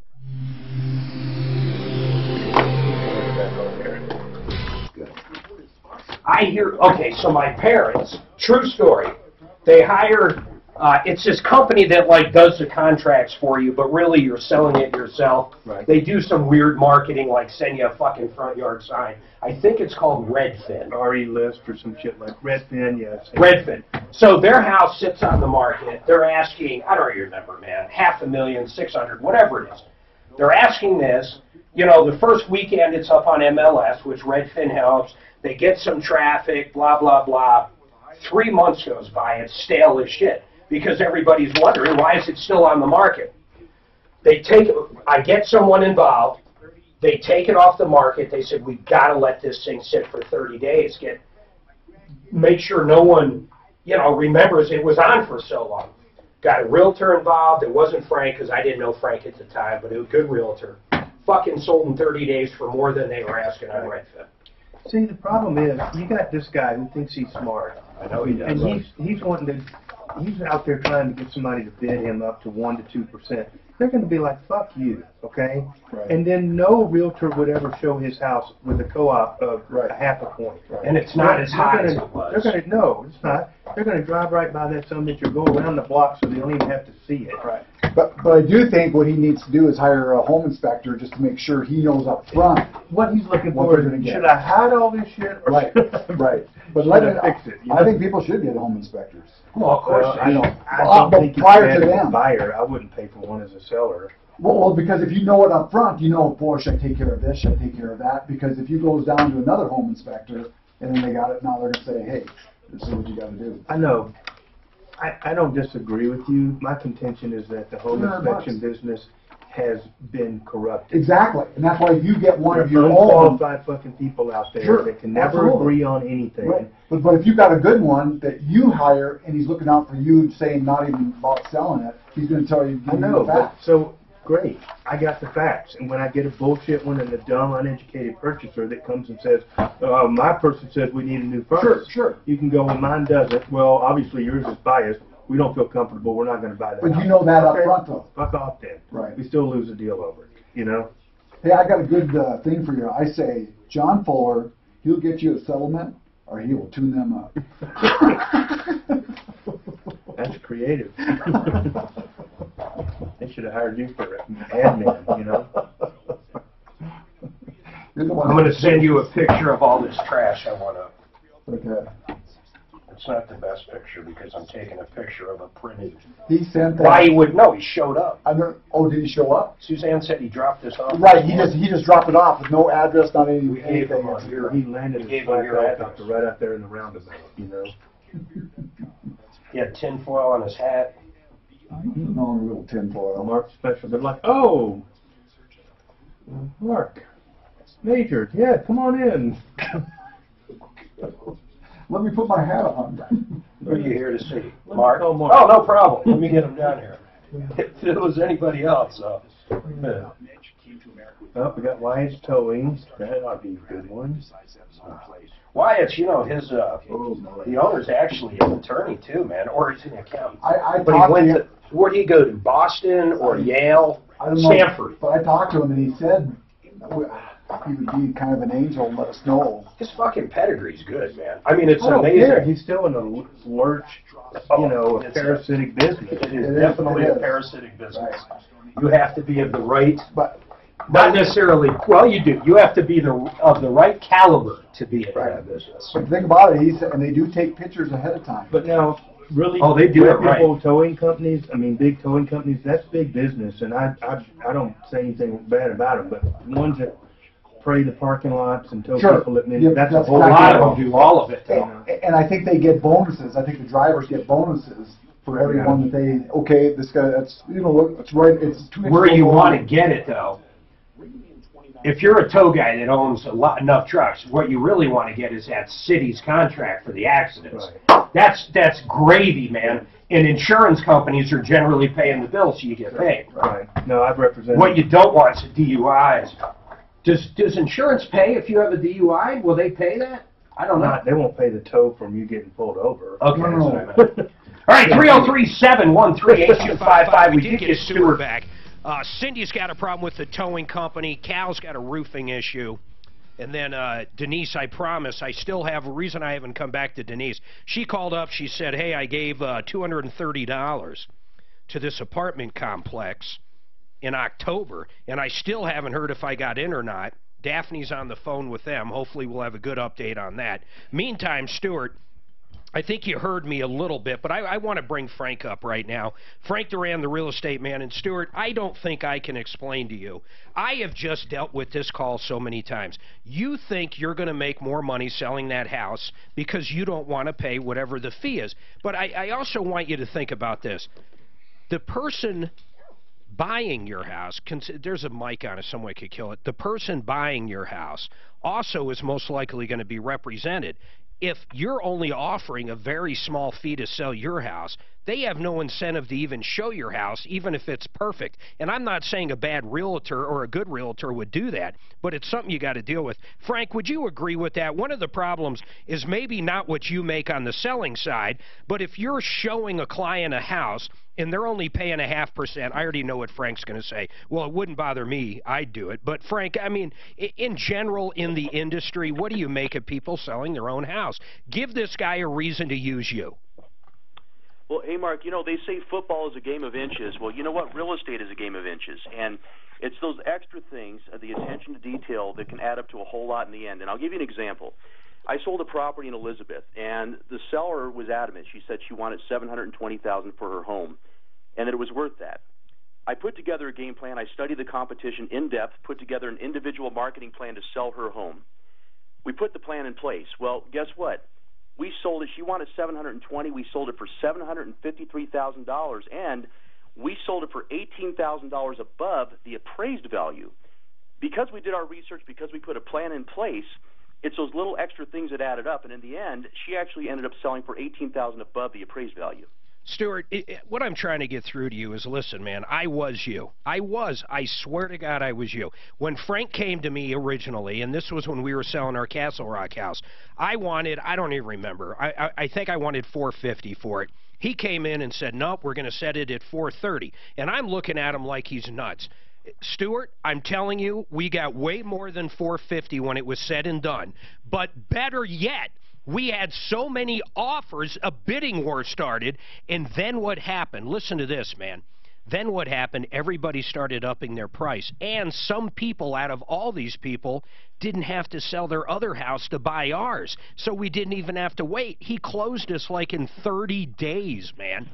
I'm just saying, Stuart, you want to do that. But, Frank, you do a free market analysis no matter who calls, right? How does that work? That's absolutely right, Mark. We'll do a free market analysis, and we actually go a step above that as well. We don't just do the market analysis. We walk through the property with you. We study your competition and try to determine where we can give you an advantage over your competition if you're actually on the market, and determine what your estimated net would be. So, but, okay, listen, anytime there's something free, I don't care what it is, a free sewer inspection, people go, my God, well, if it's stars, we know you'll probably end up buying a sewer, but that's just a whole different story there that, of course, I'll recap again. But, Frank, when someone hears something free market analysis, they're not signing a contract, they're doing nothing. You're going to tell them what that house will most likely sell for, what is the value, the best time to sell it, whatever. That's absolutely right, Mark. We want to educate the client first, and quite honestly, we don't even time to a contract if they did list with us. But let's say they just want the education right now. They want to get an idea of what the market would go for. We're happy to do it. Stuart, how many people looked at my house online? Hey, honest to God, Stuart, listen to this. It was the most ridiculous number ever. We had a 3D virtual walkthrough. You could walk with the keyboard through every room, and I'm telling you, we had 75,000 to 100,000 people all over look through our house. Stuart, you're not going to save money doing it yourself. Frank will also send in the cleaning crew. He'll sit down and talk to you about all these items you called into, which ones to address, which ones not to address, which ones you legally have to disclose, which ones you don't. My God, Stuart, ask him a question, but if anything, take him up on the free market analysis. Okay. So, I mean, I guess back to my main question. Go ahead. Just a quick list that you can roll off the tongue. Go. What kind of things should be done prior to the sale? I mean, I'm guessing change filters out, probably carpet Frank? clean, or should I replace carpet? Should Frank. I change out sockets, those types of things? I know Or what is that Frank's not going to considered? say without looking at it. Like with carpet, he's going to have no idea if you clean it, is it going to look good or not. So, I mean, I don't know how he can do stuff like that. But, Frank, in general, whether you're selling the house or someone's selling it himself, what are the basics that should be done? Here's a question I've had before. Should you empty the house? Like, sometimes if people have crappy decor or old decor, you might want to empty the house out of all the furniture, right? I don't know. What do you think? You know, that's a great question, Stuart, and I'll tell you what, it's really a case-by-case basis, and I'll give you an example. I sold a home recently where it was a smaller home, and staging it would not have helped. The best thing in that instance was to clear the place out, show off the square footage, and help it show more open. Because it appears bigger. Where staging does help. So we want to be case by case, but that's why we study the competition, sort of like a football coach is going to study the competition before a game. See, and people, here's the problem with Frank. He's so good, everybody thinks this is lip service. I swear to God it's not. Stuart, at least do this for me. At least, and Frank, do this for me. Go out there, at least look at him, and literally just help him. If he wants to sell it on his own, tell him the different things you would do. Stuart, would you take him up on that? There's no way to answer this over the phone. Yeah, absolutely. Do that. So and I'm guessing I can just go to your website. No, I'm going to give you his phone number right now. And anybody out there that wants the same, a free market analysis. I swear, we don't talk about Frank Monday through Friday numerous times for no reason. I swear to God, Stuart, I can't say it anymore. But just call him after this. Frank, will you do this one? Personally, I know you got a big team, but I want you to go out there. I want this to be a success story, whether you sell it or he sells it. Actually, Mark, I go out on every listing personally myself anyway, so yes, I will, absolutely. All right, this is Frank's number, Stuart, 303-920-1622. 303-920-1622.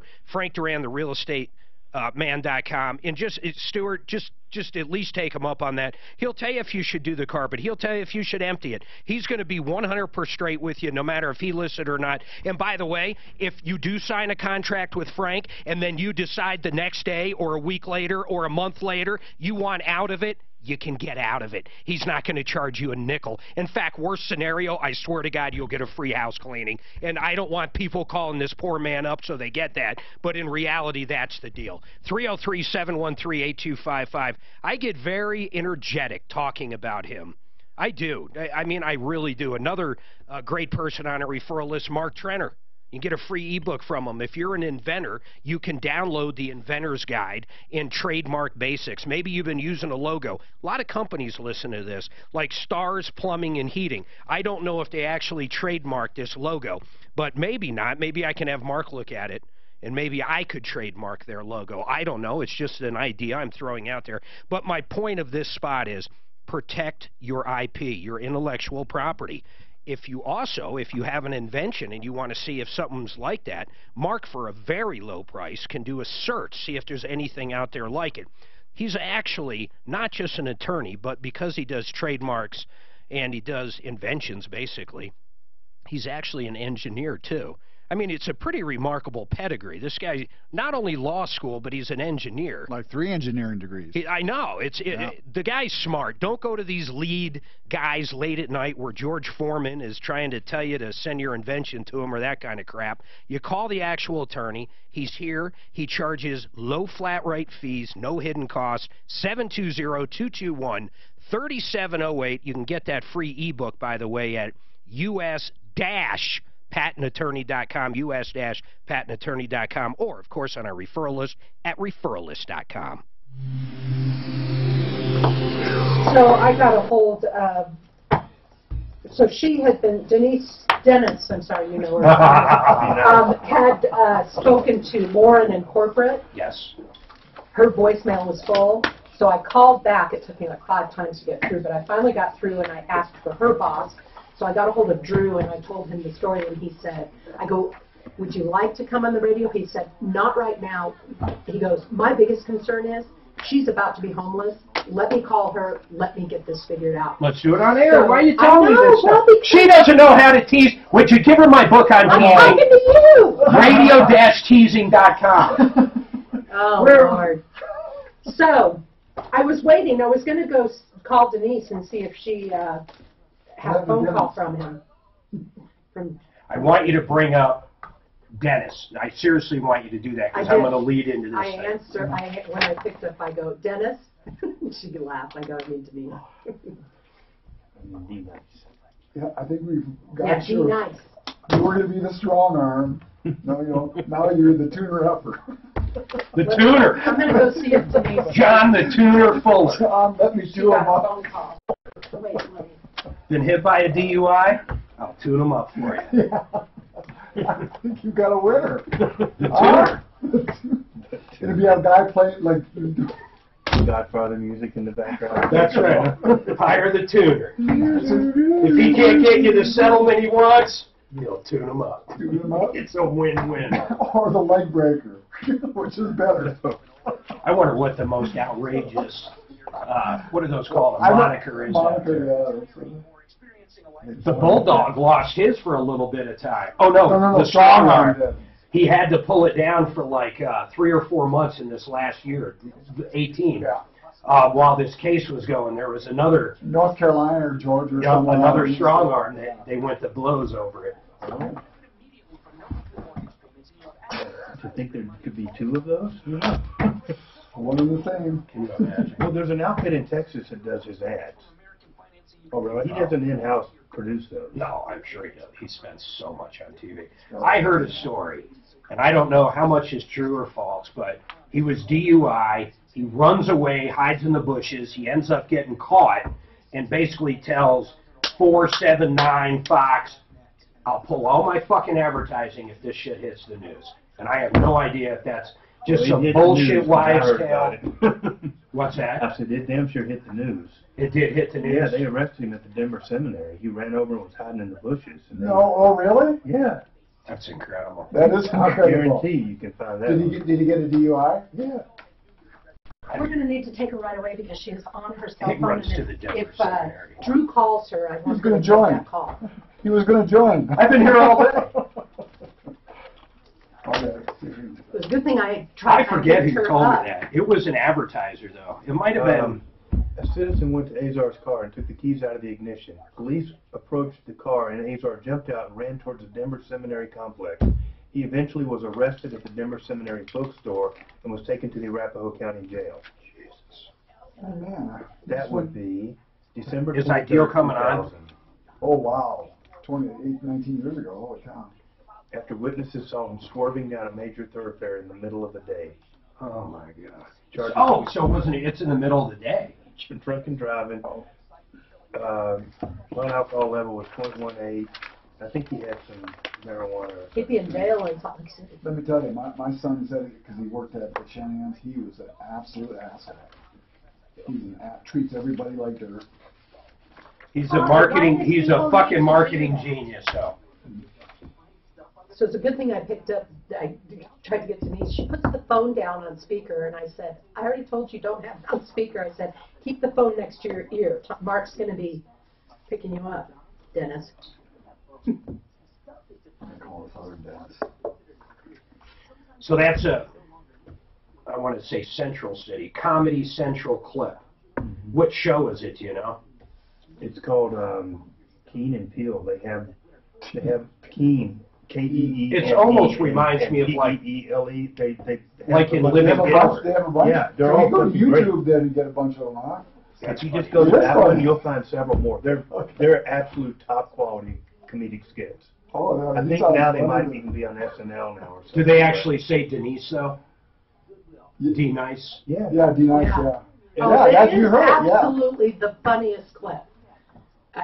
It's hilarious. It is. I mean, you have to Every go time I listen see to it, I have to watch it. Yeah, no, it's good. It's just like make you give a lot of control funny, you know? Okay, you know, this time of year, there's a lot of triggers out there. They can be financial, legal, family problems, marriage problems, people literally looking for drugs. The Raleigh House is who can help you. Tom and I went out and got this phone number, and we talked to them. We sat down with the owners and said, one of the biggest problems, or one of the calls we get, is a parent with a kid. And the call basically goes like this: I don't know what to do. It's been 10 years. We've tried this. We've tried that. They promise this. They do that. Do I use tough love? What do I do? How do I talk to these kids? And that's what this phone number is for. So I want you to give this number if there's an addict in your life. And you call up, and beyond anything, they're going to help you communicate with this addict. But they do real treatment. They do medical treatment, the blood work, the nutrition, the supplements. They also do, of course, individual and group therapy, and they bring the family and friends in when it's time, and it's just real treatment. The Raleigh House, 720-893-5559. 720-893-5559. That's the phone number to that line. If you want to talk about how to talk about or with an addict, that's the number you call. One more time, 720-893-5559. And don't forget, anybody we talk about good, you can find on the referral list at referrallist.com. We have teeth. When it comes to monitoring clients, you know, we're not Home Advisor, we're not Angie's List. You know, we're not the size of them. I wish we were, because there's too many people that get ripped off when they use other places to find vendors. Do you realize the teeth we have? If I have an issue come in, Tom or I literally take care of it personally when it comes in on a referral list member. These people sign what we call a code of ethics. They virtually have to do what we say if we think they're in the wrong. There's sometimes we don't think they're in the wrong, and the caller or the consumer does. We take care of those too. We do everything we can to fight for the consumer, but we'll also tell people when they're wrong. We also have another website I want to tell you about. In fact, we just had an email from someone on there, sleazbrigade.com. John Fuller, Fuller Law. Did you ever check out Sleaze Brigade? If you've never checked it out, go to sleazbrigade.com. These are the worst of the worst. These are the ones we really can't stand. One of them reached out. What was the pet psychic's name? Someone help me here. Josie Rose? Josie Rose, yep. So Josie Rose, the pet psychic, I went out and served her on behalf of a caller. She'll tell you what your dead pet's thinking. I mean, imagine this talent, John. It's a remarkable talent to charge $100 for. So, first of all, she amazed me, and I call fake, because I showed up to serve her pretending I had a dead German Shepherd I wanted to communicate with, and she didn't know it was me. She didn't know I was okie-dokie in her to serve her. So if she must be the worst psychic in the world, not knowing I'm coming, right? You'd think your German Shepherd would have teetered off on that, right? That's what I'm saying. She could have talked to Lassie or whoever, but here's what she did. All kidding aside, this woman, Josie Rose, she told one of these people that bought into her psychic BS that she sees a new money future, and she should take her retirement money and place it with this other money guy that can do wonders. Well, you know, this isn't verbatim by any means, but guess what? Her son. It was her son. So we have her and her son up on Sleaze Brigade, and this deadbeat reaches out to us last week. I said, you know what? Have him come on the air. If he's got a great case and he's willing to take responsibility, maybe we will remove him. Let's see what's going on. But he spent time in the hole the whole bit. Well, maybe not the hole, although I would argue almost any prison's a hole. 303-713-8255. My God, Suzanne, where should I go here? Well, do you want to finish up with 2 or 4? Denise has been holding, but so is Cal. All right, hold on. Denise, how are you? I'm okay. How are you? I think we have good news. My understanding, you called up, you gave, how much did you give back in October? $230? Yes. To what hotel? Or not hotel, what apartment complex? Creekside Apartment. So to Creekside, if they still haven't given you an answer, you gave a $200 deposit to hold it and the other $30 for the application fee. Daphne is persistent as she is, and man, is she persistent. You called them until you finally got through. Who did you talk to? What do you think's happening? Well, I called corporate, tried to talk to Lauren, who Dennis already had spoken to. Sorry, Denise. And you know what? You know what? After that, okay, we're going to get back to that. You keep going. And so Lauren's voicemail was full. So I called back. It took me 5 times to get through, but I finally got through, and I said, I need Lauren's boss. And so I got a hold of Drew, and I told Drew what was going on. I said, you guys have a real issue at Creekside. This is what's going on. I said, and now this woman's going to be homeless because she gave her 30-day notice. And he was very concerned about that. Ask for your phone number, Denise. He said he's going to look into everything, so he's probably collecting information right now. And I gave him your phone number. He is going to be calling you. Denise, if you do not hear from him in the next couple hours, I want you back on this phone tomorrow, all right? Okay. So do you think there's going to be any issues? I mean, do you have a criminal history, or you think everything should be fine? No, Tiffany told me I'm approved. I just didn't have a move-in day. Got it. That's great. I want to hear back from you as soon as this is solved. This guy should be reaching out to you today, okay? Okay. All right, so let's leave it at that, and I appreciate it, Dennis. Thank you. You're welcome. And what number do I call back? Hold on. Suzanne will give you all the backline stuff. Thank you. I Hold appreciate tight. it. You got it. 303-713-8255. One line open. 303-713-8255. You've been ripped off, taken advantage of. Now, I called that woman, Dennis. Granted, up on the screen. Well, it's not up anymore. I assume Suzanne spelled Denise right. I have done this probably too many times, okay? I probably have. Literally with that same name. It's one of those ones that kills me. So John Fuller, during one of the break, found this clip from Comedy Central. I don't feel as bad because after listening to this teacher, it's a substitute teacher, talking to the classroom, doing the role. You say your name right now. Denise. Say it right. Denise. Correctly. Denise. Right. Denise. Right. Denise. That's better. Thank you. Now, Ron, where are you? Where is Ron right now? No Ron, huh? Well, you better be sick, dead, or mute, Ron. Here. Oh, man. Why didn't you answer me the first time I said it, huh? I'm just asking, I said it like 4 times, so why didn't you say it the first time I said Ron? Because it's pronounced Aaron? Son of a... I like D-Nice. D-Nice and Aaron. Okay, fine. I've never got Aaron incorrect, but anything could happen if you listen long enough. All right, 303-713-8255.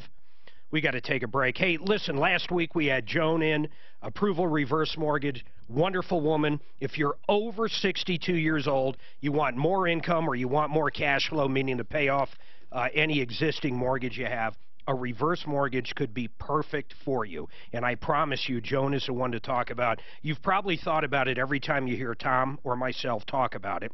Would you just make the call now and just ask her if it's right for you? You can put more cash in your pocket. You can get a line of credit that continues to grow each year. You can stay in your house forever for as long as you can. Same with your spouse. 303-771-3528. 303-771-3528. And you know this report is just behind it. He's from the project, and he's in all my class. Yeah, and so it's like he's from inner city. Balake, pick that up. Yeah, Balake. That is really Balake.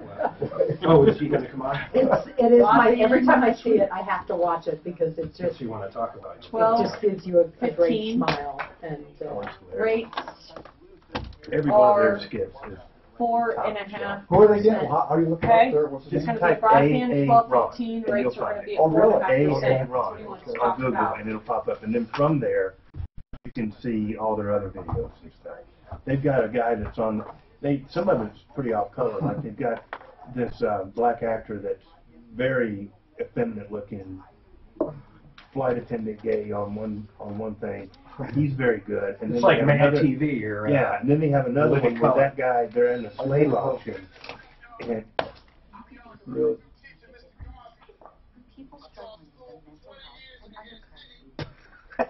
20 years in the inner city. Hey, Ron. Hey. I'm going to go to. Jaqueline. Jaqueline. Jacqueline. Do you mean Jacqueline? Okay, that's cool. Jaqueline. Well, that's the really. Who's Balake? Blanche? Blake. Blake. Balake. Balake. Oh, you gotta be careful.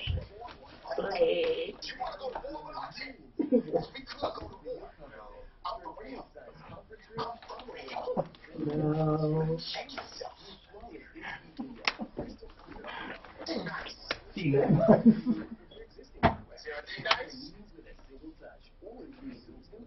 one of y'all says some silly ass name, this whole class is gonna feel my wrath. Be nice. You mean Denise?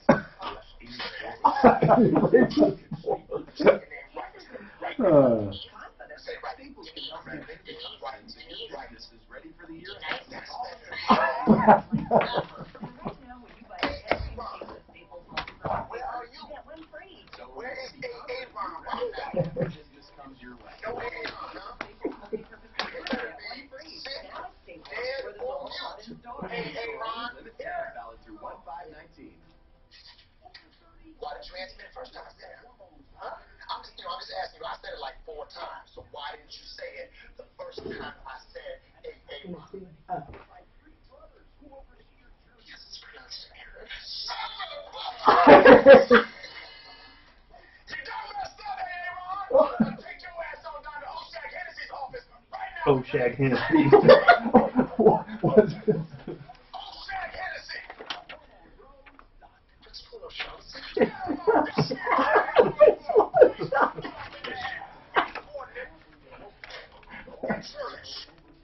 And churlish.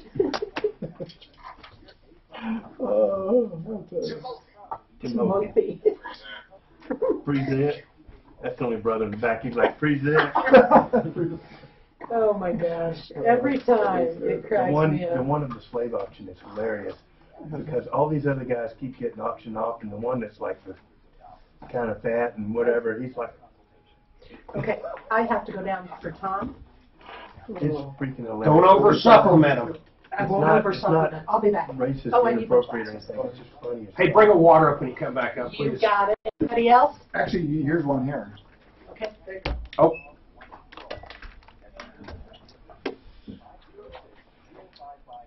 You want water or wait here? I'll decide. Mark should go back to selling tires.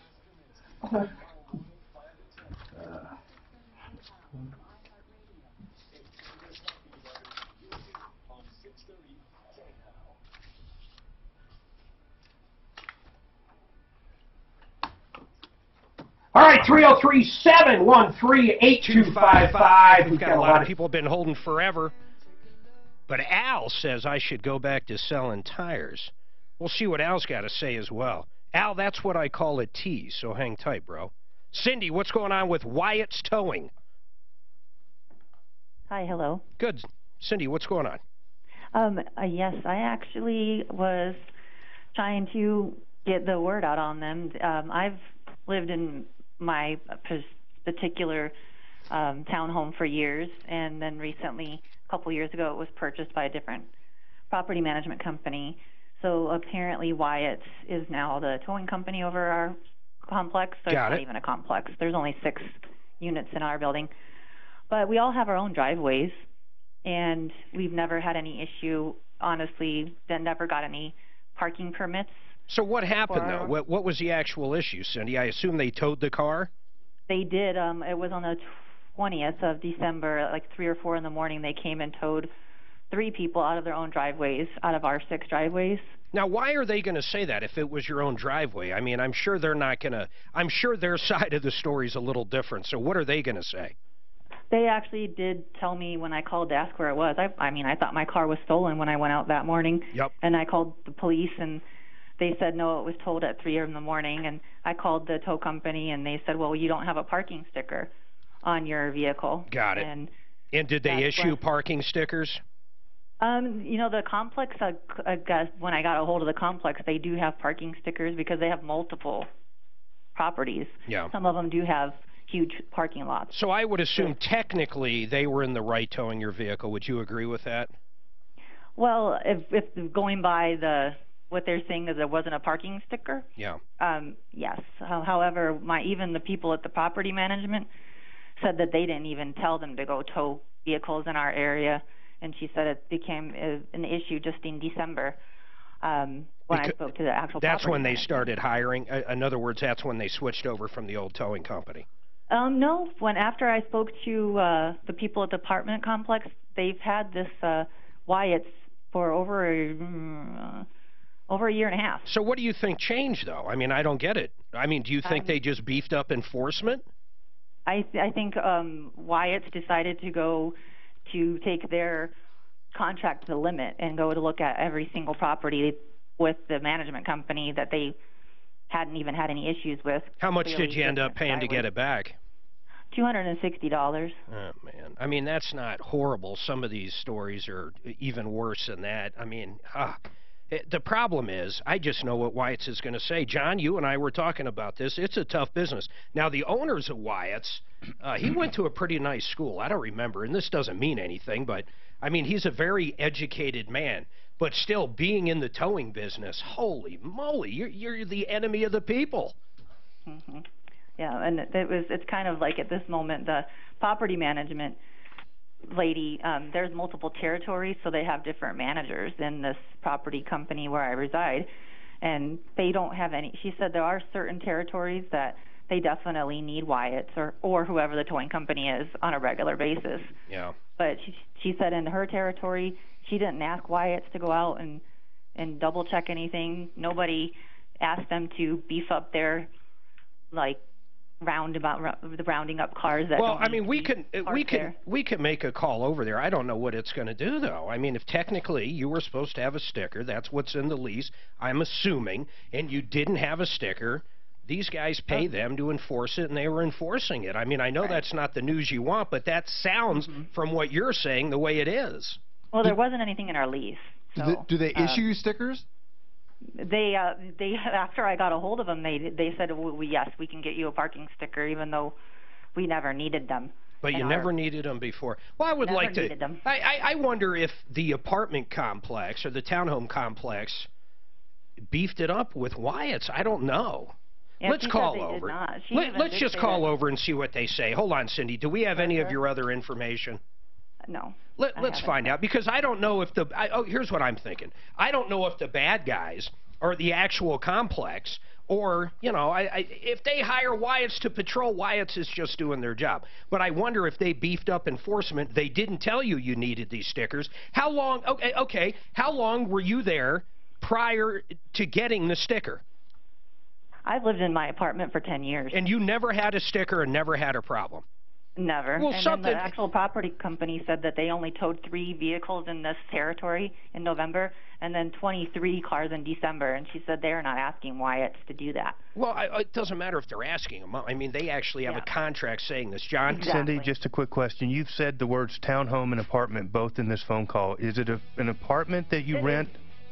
I do rent, and but it is technically a townhome. It's owned by an individual. I bet the owner was notified. I'm not sure. That's the whole issue. Let's hold on. Let's call over there. We're right up against the clock. Okay, Eugene, Al, Cal, everybody hold tight. 303-713-8255. We've got a lot going on. I'm going to have to recap this Stars one, too. It's really irritating me. We'll be back after this. Well, if it wasn't in the lease that they have parking stickers, and the whole deal is if it's a fucking townhome, she said there's only 6 units, and those townhomes are individually, you know. Well, unless the HOA. She said they took them out of the driveway. If that's on private fucking property, Wyatt's is going to have to. Well, it could be one of that those. Shit up, okay. Yeah. But if it's owned and operated as an apartment building by some company. Or even if it's a townhome and there's an HOA that's making these decisions. Yeah, but even still, you're saying you're I'm saying you're under the impression they own the driveway. They own the ground above and the air above. And I don't know. In a true townhome, that's how it would be. Right. Now she's saying she's renting it from the owner or from a corporation that owns the whole thing. I mean, you could be splitting hairs here, and I'm sure Wyatt's will split hairs. Yeah. So I'm just saying. These things matter, And I got the owner. I know he said he'd come on and talk about different things. He said the owner of who? Wyatt. Well, let's have him on. He said he doesn't want to come on for a specific issue, but if you want to just talk about. See if he'll come on about this issue. Tell him what the issue is, because you know what? I don't know. Why is she there 10 years without a sticker and there's never a problem, and now there's 30+ cars towed from the same unit? Did the apartment complex change? Did Wyatt's change? 3 cars towed. In 10 years. Right. And then 30 in 1 month. Okay. That's what she said. All right. That's a big change. It wouldn't have to happen at one time, and I'd get some shit resolved, you know? Well, it's weird, though, that no one got towed without stickers. How would you know to go get a sticker then? Right. Did they go to each property and leave a notice? He's just going to say, dude, we do what we were told. Well, that's what I'm going to say. But then why did enforcement step up so much after 10 years? I will bet you it's the tow driver went around and says, I need money at the end of the year. Well, I want to ask the owner of why it's that too. I'd like to know that. Does the tow driver have any incentive here? I would like to know that. They are absolutely incentivized by commission. Yeah, of course. Of course they are. It's the dirty side of the tow business. Well pedigreed dude, but none of his drivers are. No, but I don't think he could make it on 100 people.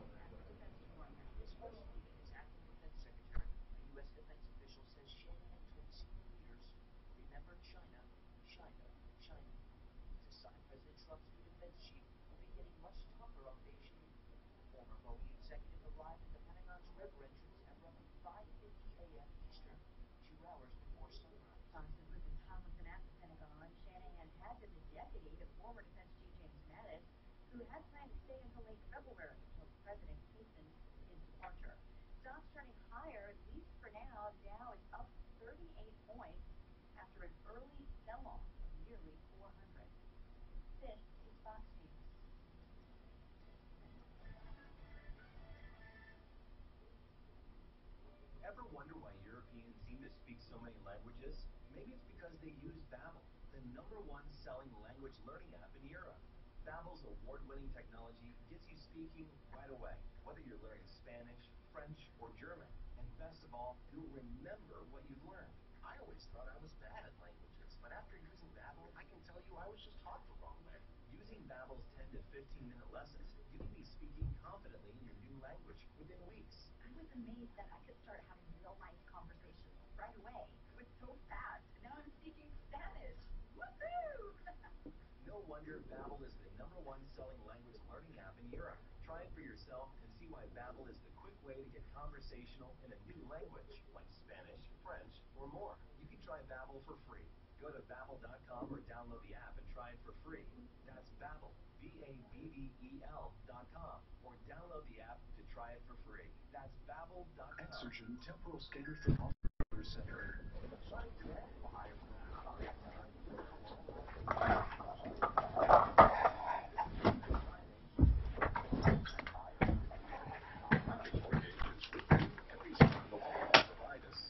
This breaker starts earlier. I hope Dan gets him on, though. Get him on, Dan.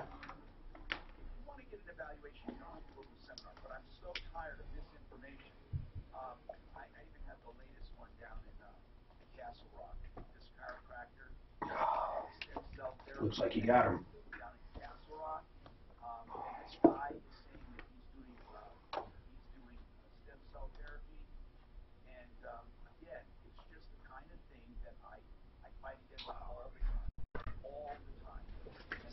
So what he doesn't want to get is a back and forth from a caller there. So if you have any, you don't have to get the caller on there. We know everything we need to know.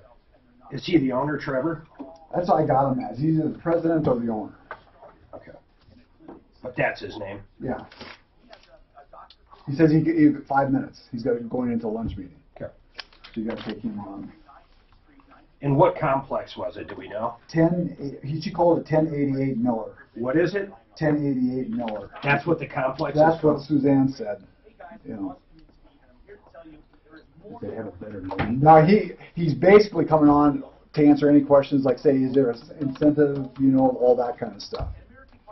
No, all of our drivers are salaried with robust retirement plans. And oh, I know they're incentivized. Oh, but look, see, they're not going to own this parking lot.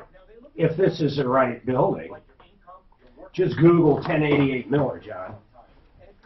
I mean, this is going to be a common area. There's your 6 units. But they're way off the road. They're clearly on private property, so they're just snatching people out of the fucking driveways there. Yeah, but why? Maybe, I don't know, we'll ask somebody told them to. But I don't think they own these. No, those are probably not individual lease. That's a common area. Yeah. So if it's not in the garage, yeah, but that's horseshit to go take somebody from right in front of their goddamn garage door without a single complaint being filed because of some fucking sticker, you know? Yep. That's And horseshit. in her lease, she said that 10 years ago, they didn't say nothing about stickers. yeah, but they'll have different changes on there. In other words, the lease will say somewhere in there that they can change things. But be nice ones so we can get to keep them on for future. No, I like I said, I think big thing is you get rogue people, drivers, he needs Christmas money. Mm-hmm. And it's, and clean up the whole parking lot. Right. They probably don't have backup beepers on their tow trucks. They can turn them off and they can sneak up in there and get them. I had a guy that was trying to serve papers one night, and this guy never would come to the door, so he called a buddy of his with a tow truck. That's great. He went backing up to his car. Doop, doop. The guy came running out the door. This is what I'm going to give John. I'll tune him up. We're going to do it before coming back or leaving. Doesn't matter.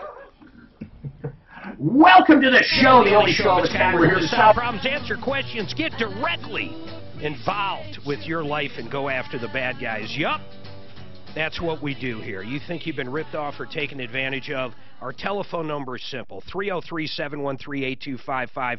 And don't forget, 303-MARTINO. That number, it works on and off the air. You can call that anytime. You can leave a message. Someone will call you back. Hopefully we can line something up to get you on the air.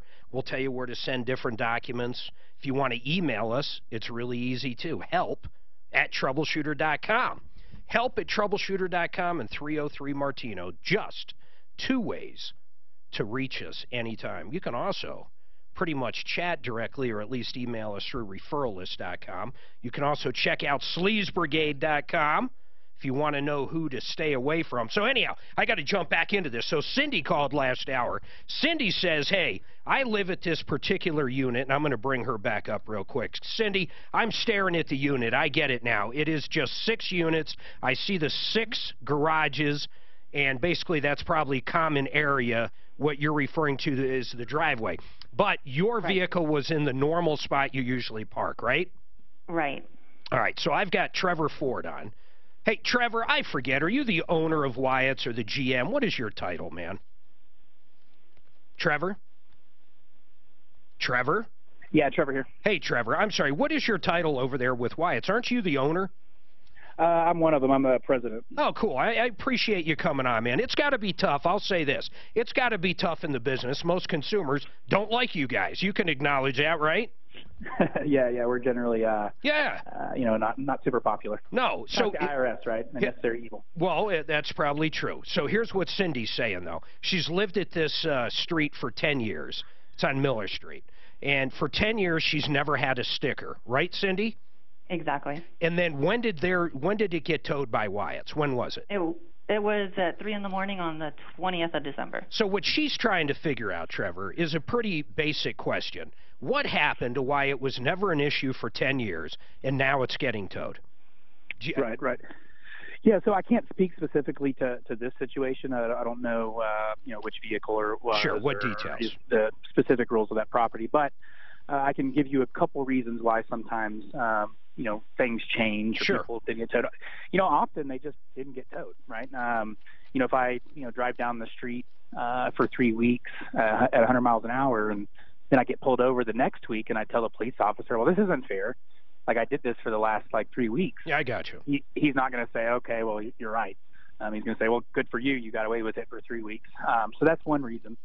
Often if, someone has been in a property for a long time and nothing has happened, a variety of reasons can change. Number one, the property sometimes changes property rules, right? So maybe they weren't using parking permits, but and then they started. Parking has become an issue, and they start using parking permits. And it is a very, very rare occurrence that a property would do that and not inform the residents.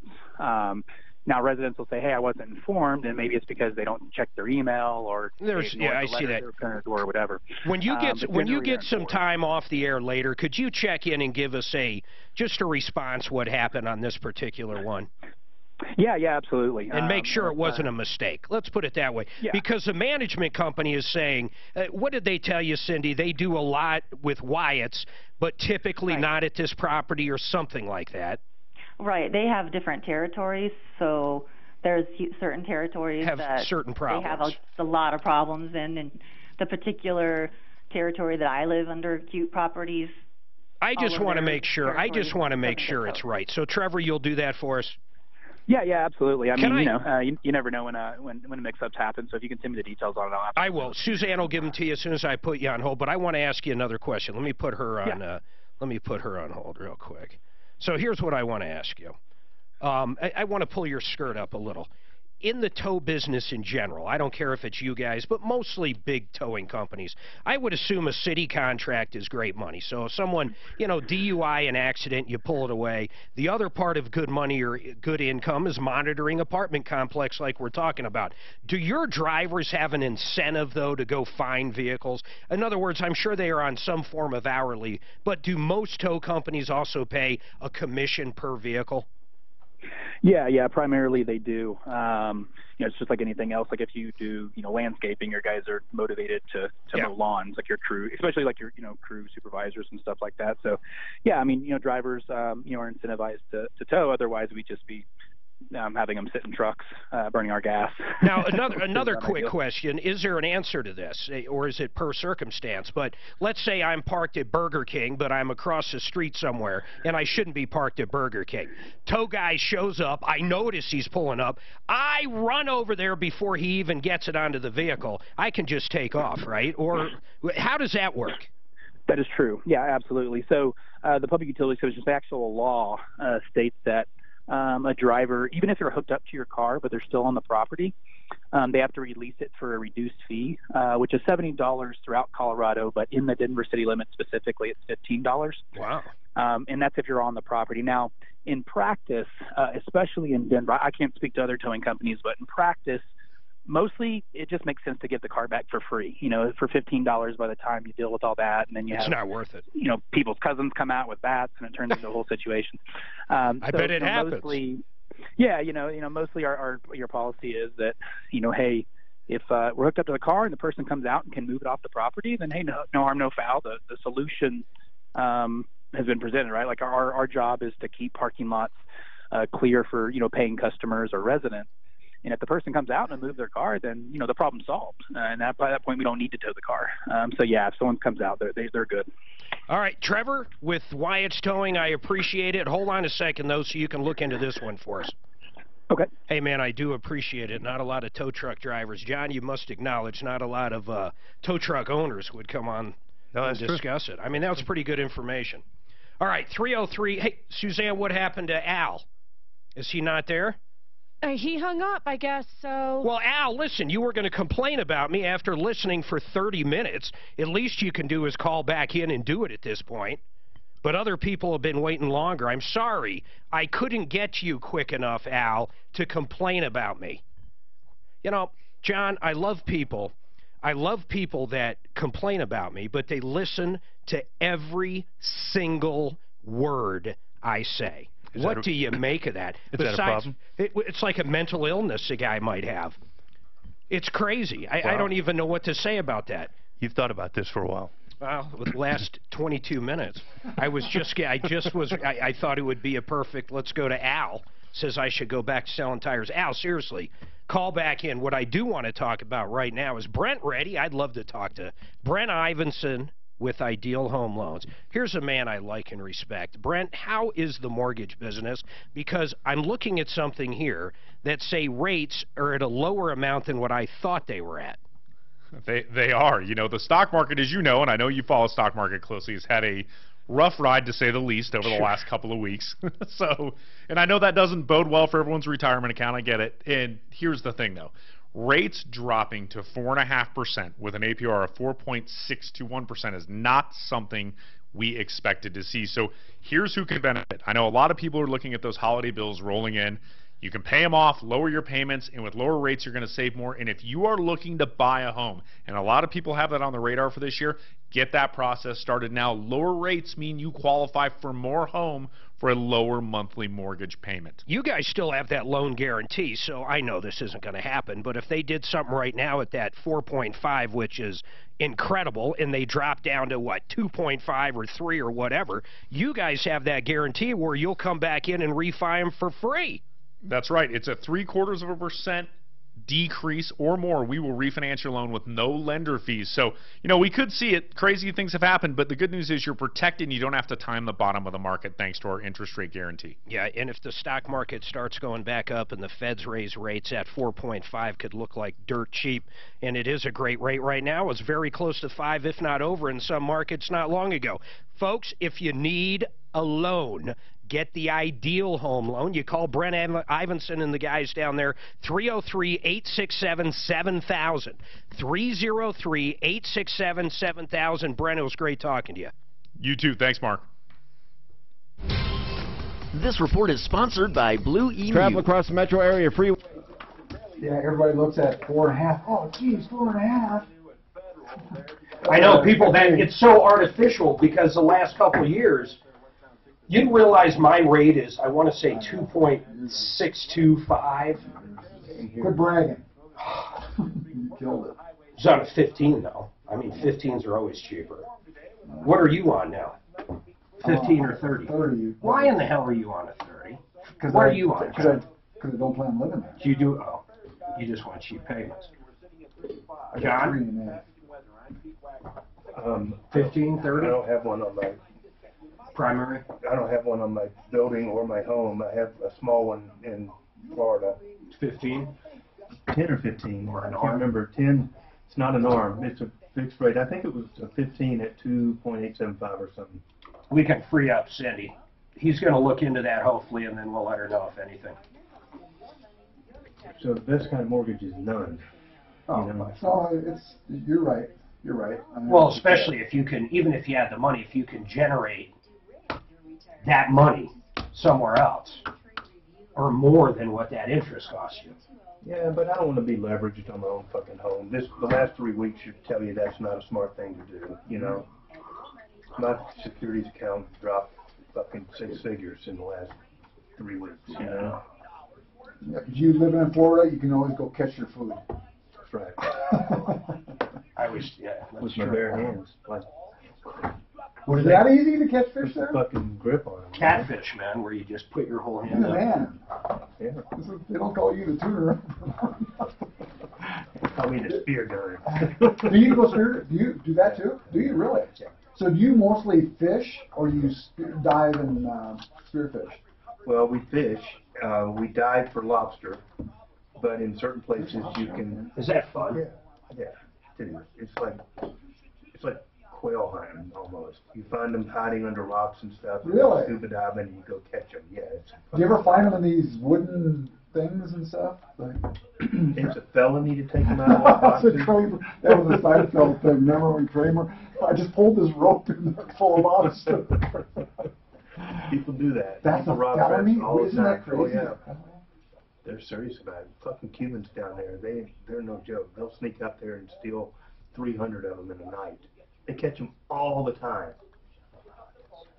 And they put them right in fucking jail on 300 counts of felonies. Wow. So every time you go diving, you go diving, you're not snorkeling, right? You got to go diving. I am fat and old. I don't snorkel down there and try to hold my breath. Well, I don't know how deep. Lobsters, like 12 feet deep. Oh, okay. I mean, you can, and people do. Sure. But I don't. I get down there. My brother and I, we get serious. We'll have a coral head about as big as this table. There'll be 6 lobsters under there. We're getting every damn one of them before we get done. But it'll take us a while because you got to poke and prod and get them to come out one side or the other. It's fun. Do they ever clamp on you? Well, these are Florida lobsters. They don't have pinchers on them. Oh, okay. So, no, they mostly just try to get the hell away. Gotcha. Hey, do you ever see that show where they do, it's like called noodling? Where they... Yeah. That's what I was talking about. You don't noodle shit in the ocean. You'll draw back at home. All right, 303-713-8255. Let's jump right back into it. Eugene, man, Cal's been holding forever, but Eugene, John Fuller might be able to come in. Cal, I promise, right after this, you're up. Eugene, what's going on? You got an issue with a car accident.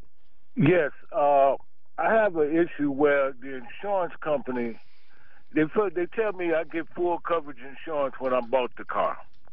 So, okay, I got the full coverage insurance, and the insurance company going to tell me, well, I said, only thing is my car is total, then pay it off, and let's get past this. Well, we can't pay you. What you mean you can't pay my car off?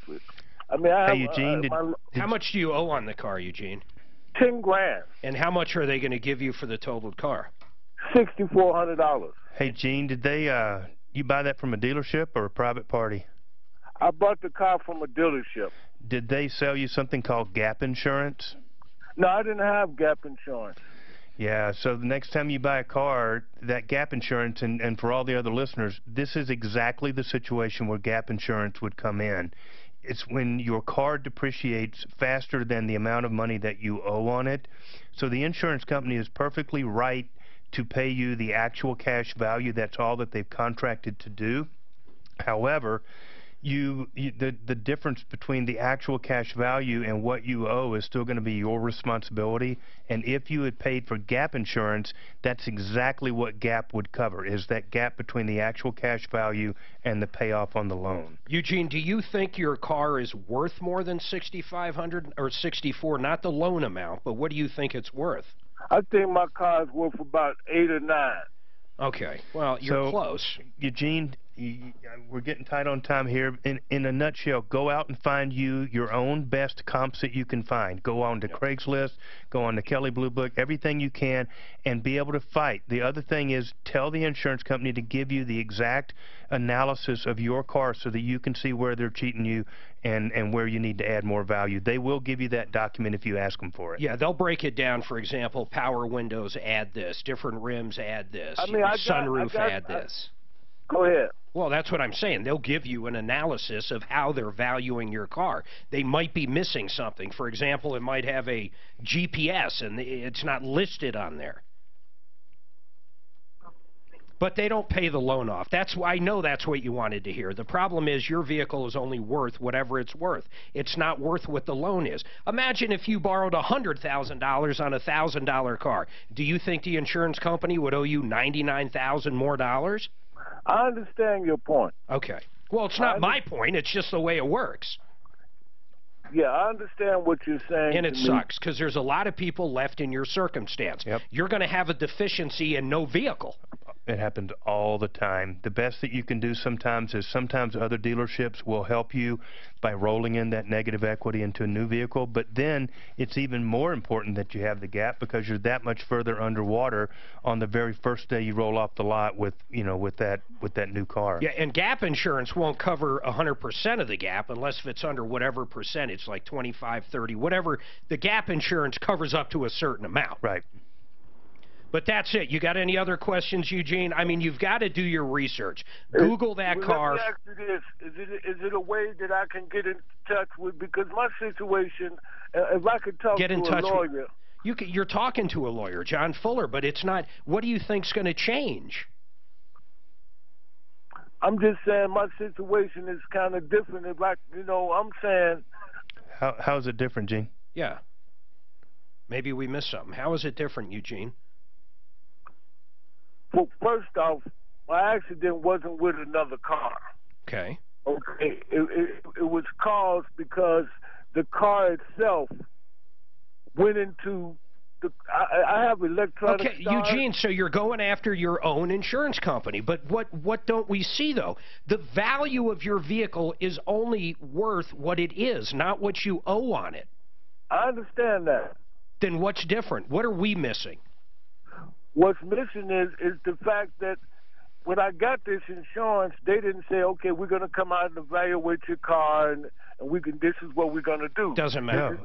Because you got full coverage insurance, and we'll take care of everything. The full coverage is not for the loan; it's for the value of the vehicle. They get their value either from the black book or the blue book or the average selling price.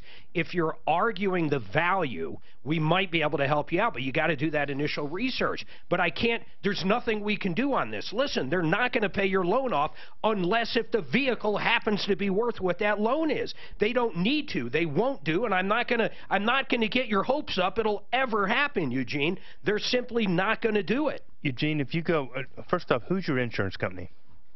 Progressive. Okay, you go to Progressive. I know for a fact that when you bought your policy from Progressive, they sent you a copy of the policy, right? Or you can download it if you don't have it. Right. And in that policy, if you go and check it out, and they define, how they determine the value of your car, they're going to say right there in black and white print that it's determined as the actual cash value of your car. That's all they ever contractually agreed to provide you, was coverage up to the value of the vehicle. And if you bought the extra insurance, the gap insurance, it would have covered most of your deficiency. But I got him back on hold. We can free that up unless he's got another question, but we're revisiting the same thing. We talked about this in the first hour, John. Yep. This is a big issue. People roll in that negative equity over and over again. Yep. He will find a dealer, whether it's pay here, buy here, pay here, or a normal dealer or whatever, that will roll in the negative equity if he finds another vehicle that they can somehow sneak past a credit union or some financing. Probably at 17% interest or something. And then if it happens again and he destroys another car, he's not going to be talking about a $3,600 deficiency. He's going to have that $3,600 plus whatever the true value of the new car is. It's a bad cycle. I see it all the time. You know, the eggshell theory, you know what I'm referring to, and you can explain it better, but I've always wondered about that. If you take your victims as you find them, well, this guy was upside down in a car. Because of whoever hit him, he now either can't get a new car or he's going to end up, going to court or going to collections over payments for a car he doesn't have. Something was negatively impacted. How come the eggshell theory doesn't apply to that? I mean, really? It does. It kind of does. I mean, if he were suing a third party, okay, let's say that some car had hit him. Because contractually this one's with his own insurance company. Right. That's the whole key now. But in reality, no defendant is ever going to owe more than the damage that they caused. Yeah. So if the guy happens to be over-levered on the car and he owes too much, we're going to have the same conversation. You're only obligated to pay what the value of the car was. Simple. Cal, what's going on with you, man? It says you got a problem with roofing. Is Cal? Yes, Cal. How are you, sir? All right. Do you have the pictures and the proposal of that roof job? Well, I've got pictures, but I think they're of your second problem, which is a trash problem. No. There's a picture of the house on the back of the proposal. Hold on. I don't know. I do not think I have that. I can have Suzanne look, but regardless, keep going on with the problem. Anyways, I have a 3-tier house, flat roof. Okay. And anyways, these contractors showed up to put a roof on my house, and they asked for $1,700 for a down payment, and they were only there for a few hours, and they took off. They put a roll of TPO on top of the house and left it there. The TPO is still there, but this occurred about 2.5 years ago. But did they break any laws? Wait a minute.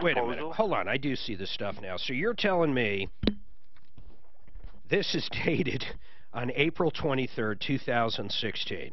It says re-roof the premise as outlined. And it says the total amount of investment, $8,200. Payment terms are as follows: $1,700 for permit and delivery of materials. So did they deliver any of the materials, or you're saying the only materials they delivered is that roll I'm seeing? Yep. That's it. And then they never did anything else? No, they started to sweep like they went through the motions. Yeah, but something, if we call them up, what are they going to say? I don't get it. We're going to call them up and they're going to say, yeah, we delivered that one thing for $1,700, decided we didn't want the job, and now it's 2.5 years later. I mean, what are they going to say? Well, do you think they broke any laws? I don't know what you mean by broke any laws. Do I think they broke this contract? I don't know. John Fuller? I mean, here's the problem. It says total investment, but you got to assume something's going to be done in, I don't even know what a reasonable amount of time is, but a reasonable amount. But, John, it says exactly this, and I'll let you read it. But it says $1,700 for permit and delivery of materials. Did they get a permit? No. I mean, not to my knowledge. I don't believe so. You're asking, I'm handing this to John, you're asking a question I don't know the answers to, because if you called them up and said, I don't want you to do it, and you're asking me if they can keep the $1,700, that's one question. Or if you're saying all they did was deliver that roll, that was it, never pulled a permit, never did anything, never showed back up, could they keep the money? I don't know the answer to that either. What are they going to say? Give me. I feel like I'm in a Scooby-Doo mystery here. What do you think? Why did this not work out? Why is it 2.5 years later? Did they go out of business, for example, Cal? Well, I'm thinking, you know, as time went by, I mean, it could have been worse. They could have started tearing the roof off and left it like that. Cal, you're not answering a very basic question, though. What do you think, your best assessment, your best hypothesis of what happened? Why didn't they come back out again? A scam. Just a scam. So the scam goes like this. They come out, they inspect your roof. They bring other things out to start covering your roof and never show up, all for $1,700. Yeah. Okay, well, I mean, fair enough. Maybe that is the scam. Let's do this. Hold on. I want John to read through that a little more. I've already read it. Are they still around? Is this company still around, Cal, if I call them? You know, I'm not 100% sure. I haven't really bugged them. I mean, I haven't ringed the phone off the. When's the last time you called them? We talked about a couple years ago. A couple years. What did they tell you? Yeah, this is what I'm trying to get. He said the last time he contacted me, we had contact. He said he had the material and he was coming out that following weekend, and it was a no-show. And that was over 2 years ago? Yeah. And you haven't talked to him since? Well, yeah, approximately. All right, hold on. You know, hold on. Honestly, let's, Deputy Dan, just call this company up. I feel like there's something I'm missing. God, I hope there is. Because if this company, really 2.5 years later, I mean, I've got so many questions for Cal, like, has he ever had his roof done at this point? Is it done? Was it leaking? And why hasn't he called for 2 years? But Deputy Dan, call them up. Let's get Cal's address. And then Cal, talk about a problem child.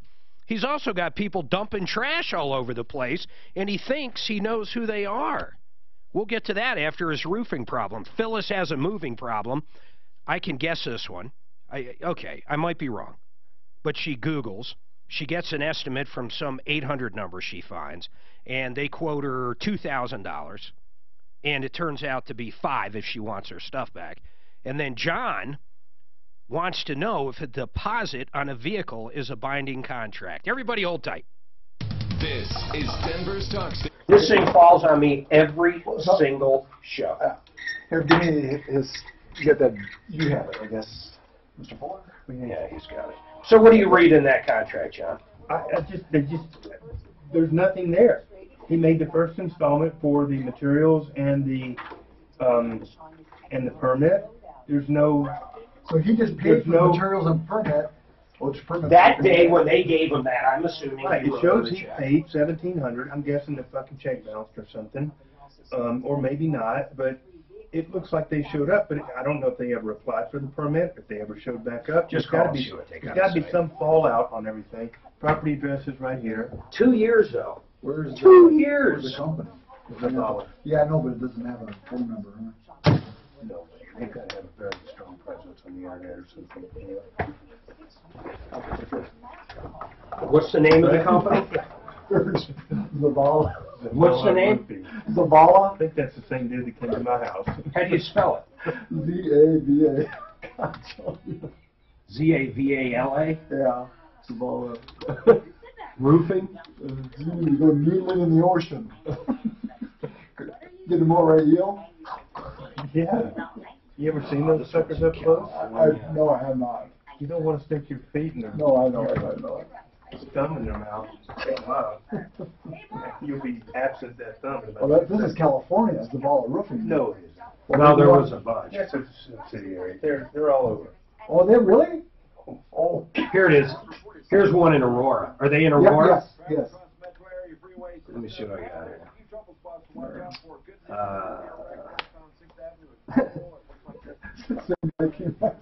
Hey, Clint's downstairs. Hey, Clint. 720-416-0351. But I mean, that's just according to Mana. That's bread. Here's another one. Let me see if the just phone number. They really don't know what it is. 720-416-0351. Right. Mana was just the whatever. Hey, would you switch me over in case I gotta give this a call? All you gotta do is when they start doing it is click those three, boom, boom, boom, and click those off. Okay? So wait. So, Okay, so. so when Mark starts talking and stuff, you click those three green. Yeah, there it is. Oh, Those there three it is, green, and then those three you take off. How come Okay. this one's not off? Which one? Yes. No, just the three. Oh, bottom these ones. three. Yeah. Okay. Put those on, those off. All right. Problem with Pittsburgh Steelers. So I do this right when you start saying, welcome back to the show. Do what? I guess click these. Or a little, yeah.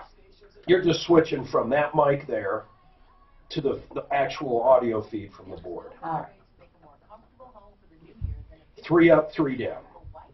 Or 2, whatever he uses. From our famous lacrosse down comforters and pillows to the finest quality sheets, towels, bedding basics, and home decor, you'll find everything you need to stay warm in winter and then start spring with I style. guess Receive Mitt Romney did an op-ed slamming Trump. Romney? Mm-hmm. Well, they sure didn't get along during the election. Well, yeah. And they some seemed of to that. be friends for a little bit. What's the op-ed about? Is it about Syria? Oh, no, he just says he's Presidential he's enough. divisive and hasn't really stood up to the mantle of the president or There you something. go, that's It's it, some yeah. stupid shit. No. But shut up, man. Just, So he's thinking of running. He's not going to win. Who did he run with? I always want to say Sarah Palin, but that was with that was McCain. McCain. He never got to the. Never decided. I thought he made a run a while back. He did. Well, yeah, I remember him up on stage, but you're right. He might have talked about other people, but he never nominated, of course. That'd be a little early.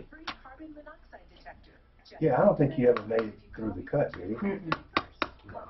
He was probably like one of the top 3. But Romney running mate 2012. Very presidential.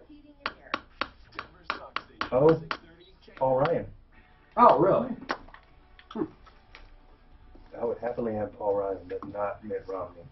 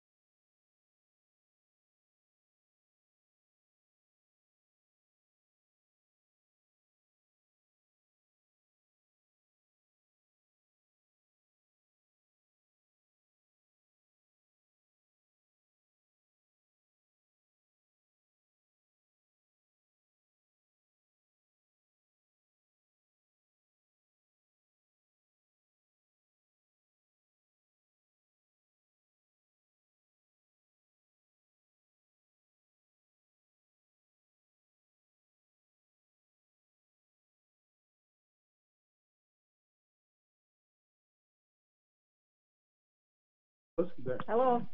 Yes, Phyllis, what is going on? Well, I'm in Sun City, Arizona, and my furniture is in Denver, Colorado. Oh. We moved here a month ago. They were supposed to deliver it to us when we got our house. We have our house, and we can't get an answer from them when they'll deliver it. They won't answer phone calls. I've already been looking into this problem while she's been holding. What do you got? I don't think it's as bad as we're thinking yet. So she had her stuff being stored for 30 days before they moved it out. I'm wondering if because of the so we're up on 30 days. They picked it up on December 1st. I just wonder because of the holidays if they're not able to reach the moving company, but I'm going to reach out to them. Actually, we've tried for the last week and a half. What number do you call? Is it the actual moving company or is it a different company? Well, we started out with U.S. Atlas. And where'd you find them? Out of Las Vegas. We found them online. Okay, and then you called They up. contracted Konami Moving, who looks like a legit company, Mark. I just wonder if it's because of the holidays that they've not been able to communicate. Geez, if it is legit. I mean, most of these guys aren't. I swear to God, most of them aren't. It's insane. You call up one number, they simply call up someone else. Are they asking for the same amount of money, guys? No. How much more? With less than $5,000, and now it's up to $13,000. We've already paid them $9,000. Yeah, so there's nothing honest about this Oh, company. I didn't realize all that, Mark. I just thought it was a storage delivery issue. Yeah, it goes the same way. Yeah, that's what it's turning into right now. And we're at the moment, what we want is our furniture and delivered. Safe, so on. Do they want cash when you show up? Yes, exactly. Well, what are you going to do? Okay, so let's go down the road a little bit. So, are you going to give them cash and just get your stuff back? Well, I'm planning on that, only I'm going to handle it this way. According to contract, I'm supposed to pay the driver the cash when he shows up, cashier's check or postal money order. Yeah. However, and then they're going to unload. Well, the problem with that is you open the door for the guy to unload half your stuff, go for lunch, and then come back and say, you didn't pay me. Well, you're dealing with sleazeballs anyhow, so I mean, you're opening yourself up to anything. I would say you show them I don't even know a good way to deal with. No, they've got them by the short and curlies, Mark. They do. They got you. I mean, this sucks. Mark, you're going to end up spending $13,000 with them, and I bet if you look at that contract, whatever agreement you sign, basically they're saying they can charge you whatever. I mean, really. Yeah, and so what I'm going to do when they show up, I've got witnesses, and we're going to take photographs of the check and say, look, as soon as you get that stuff off there, I have the cashier's check ready for you, but I'm not handing it over to you until you get that stuff off the truck. Now, what's it going to be? And I'm going to have witnesses there who are going to help me not only. You know what might work? The only thing I could think of that I'd be comfortable with is, I hate to even say this, I don't know if they do it, but maybe a sheriff who you hand the money to, and then when the truck's empty, he hands the money. I don't know if they're going to do it without getting that cash. I mean, these guys, in my opinion, are thieves. I mean, this moving scam goes on every single day. How do we get it, though? We can't. They won't answer our phone calls or our emails. We can't even get a hold of them. What was it? Not U.S. Atlas. What was the name of it? Conway? What is it? Konami. Konami. Both of them. We tried both. We tried emails to both. Mark, you're going to love this surprise. I went on and tried to find the website for U.S. Atlas. It's no longer there online. So what was the last conversation you had? When were they going to be there? Suzanne alluded to the stuff did get picked up here, as far as you know. Yeah, we saw them pack the truck. It was 3 men in a truck, in an Enterprise rental truck. It had nothing to do with any name of any company we've dealt with so far. And they came 2 different times. They were supposed to come like at 9 o'clock in the morning. Let's not get into that at this point. What he wants to know is we've dealt with 2 different companies. Yeah. They have our stuff. This happens every time. Emails, we've got phone calls. And the last time I had any personal conversation with the dispatcher, she said, I'm going to try and get you on the schedule. John, it gets worse than this. John Fuller. Everything is always the same, as you know now. I mean, this call right here happens all the time. You don't have any idea who you're working with. So let's just say you had all the money in the world and you did want to hire an attorney and go after someone. At some point, you don't even know who you're going after. There's so many subs involved. There's not even a real truck. They're generally rental trucks of some sort. I mean, it's really one of the biggest scams out there. Lowest price, and then it turns out to be much more than the average. Oh, man. I just hope you get your stuff back, because really, bottom line is, generally, just getting your stuff back is the hard part. Mark, let me ask you this. Is there any way if I flew into Denver and came to the company and said, where's my stuff? I want to pick it up and put it on my own truck and come on down. Well, if for enough money, they might do it. I mean, is there an actual brick and mortar here? Well, they give an office building. It looks like it by online. It looks like it, Mark. What's the address of these characters? Suzanne? Their office is at 600 South Dayton, Building 4, Unit 301. And that's just Konami. This is the Konami Moving and Storage. All right, Deputy Dan, let's go out there. Let's go see if it's a real place. Let's do that. Okay, so let's do this. Now, what do you think it's worth? It doesn't matter what you think it's worth. They've already given $9,000, Mark. Oh, my God. They're already so far in the hole. Well, I don't know what the oh my God, you've already given them $9 grand, and then they want, what is that? An additional what, 6, 7? They want another 4,800 when they deliver it. Oh, so you're saying at this point, if you could just load your stuff up with another company or by yourself or whatever and just get it out, you'd be happy? Yeah. Yes, I would be happy. Even, but I want to be sure that I'm getting my stuff, and they don't take me over to the yard and we load up the stuff and get it down here and say, wait a minute, this isn't my stuff. We had somebody else's stuff. All right, maybe let's take it like this. First of all, let's see if it's a real brick and mortar. So, Okay. Deputy Dan, all right, you guys hold on. Let's see if we can help with this. The only good news compared to most of these, John, most of these companies are based out of Florida. I don't have an address to go look at. It's crazy. Hey, Mark. Yeah. You know how you and Tommy were talking before break, how the worst kind of calls we get through the year, it was like contractors, automotive. Oh, yeah. Well, moving is right up there with them. Oh, moving, and it's so hard because it's people's stuff. Here's the other thing, if you think about it. John, picture your house, okay? And let's say you were going to move to California. Do you even move all your stuff now? I say you sell everything and you rebuy new stuff. I don't even know, and I'm not talking heirlooms. I'm saying in general, your couch, your bed, your bedpost, whatever you have. I mean, what would you do at this point? I think you can buy the stuff cheaper than by the time you deal with the mover. Yeah, you probably can. I mean, to a degree, but I don't know. I mean, I feel sorry for these people because you think you can root out a legitimate company online. You know, how many people do this every year and learn this? They don't. They do it once every 25, 30 years or something. Or these people moving to Arizona, sounds like they're retiring down there or something. They've never done this.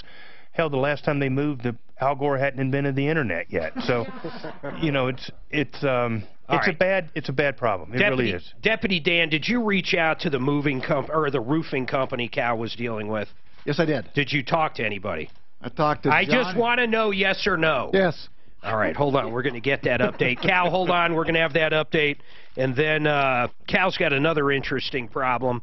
Let's get Phyllis's and her husband's information, Suzanne, and Dan and I. Dan, when do you want to go out and see if that's an actual moving company? Let's do it after racquetball. Okay, maybe we'll do that today. Let's do that. 303-713-8255. Everybody hold tight. We're going to be right back. This report is sponsored by Al's Appliance was supposed to come to my house on Thursday. Yes. Third time they were supposed to be there. The Kaminsky's back. Did you fix it? No, I took it. I think he wants you to sit in Got the a new one. What did they say happened? They don't know. They don't know. They've sold hundreds. They sold hundreds and hundreds of these. Yeah, they said, is the person who said it enormous? Not really. I said you were bigger than me. What do you weigh? Oh, 170. Okay, I'm a little bigger, but not much. Yeah, I need to lose a bunch of weight. Yeah. Anyway, you can adjust. I do like the Kaminsky. All right. There you go. All right, man. Happy New Year. So they were the third time that they haven't shown up. They didn't show up again. So what are you gonna do? I freaking don't. You told me you wanted me to tell you if All right, they didn't I'll show call. up. I'll I'm like, call. I paid them $69. They looked at my two things. I'll They call. said, this is what we It's can not do. right. I'll call. Yeah. I have no idea why they'd be doing that. Oh, Dave Osborne, Super Dave Osborne. Yes. He died. Super Dave. Super Dave. So he was on Seinfeld David, too? Or not Curb Your Enthusiasm. Curb Your Enthusiasm. Super right. Dave. Super Dave from David Letterman. I named a dog after him. Did you? Yeah. Super Dave Osborne? Or just I call it just Dave. It was actually a female dog. Oh, there you go. I wanted to name a dog. Hey, mark the ones up as follow-ups I want for tomorrow. Just a finer detail. Our new cat's name is Zazzles because he's so zazzy. What's his name? From Big Bang Theory. Zazzles. Big Bang. When Sheldon was depressed and he got all the cats, he was telling his mom, this one's Zazzles. Zazzles, because he's so zazzy. So my daughter named our cat. We've had him 1 week. And you're loving it. He's so good. He found a dog toy from watching one of the dogs in the neighborhood. Oh, really? That he had left, and he was throwing it in the air and wrestling. He's so cute. So, hey, what was the garbage thing? Did you already handle that from this guy? No. From Cal? No? I never even got into a secondary. Probably have to bring him back up tomorrow. What did you find out? Anything? Did you actually talk to somebody? It's been 2 years. The guy has a totally different number. I called a guy named Johnny. Don't tell him. Okay. Is it a ridiculous story? No, it's just that they've already changed numbers. His number and number you looked at here, it's no longer Zavala. Did you get a hold of him? I got a hold of Johnny. I said, Johnny, you're not Zavala? No, I said, I'm not Zavala. Who's Zavala? That's the guy's name is Adrian Zavala. So it's been 2 years since the guy's talked to him. So you haven't got through. No. No, right. So I got through to Johnny, who now has this number. Oh, so Johnny's got nothing to do with anything. Exactly. So when I said, did you talk to the roofer? No, you yes or no, you said talk to yes. the number. I missed there was a. It was a trick question. What we It was got a trick here question. is a lack of a communication. Worst tease ever. And what about Suzanne? They got him by the curly short hairs? Yeah. Is that what she said? Short and curly ones. Short and curly ones. That was That's right. so funny. She was hysterical. So, like I say, they very well could have been 2 years. How do we know it's an apartment complex? Well, you've got an address there. Why don't you guys do that after racquetball? This is over in Aurora. You can just make a round trip. Yeah, You send Clint to that one.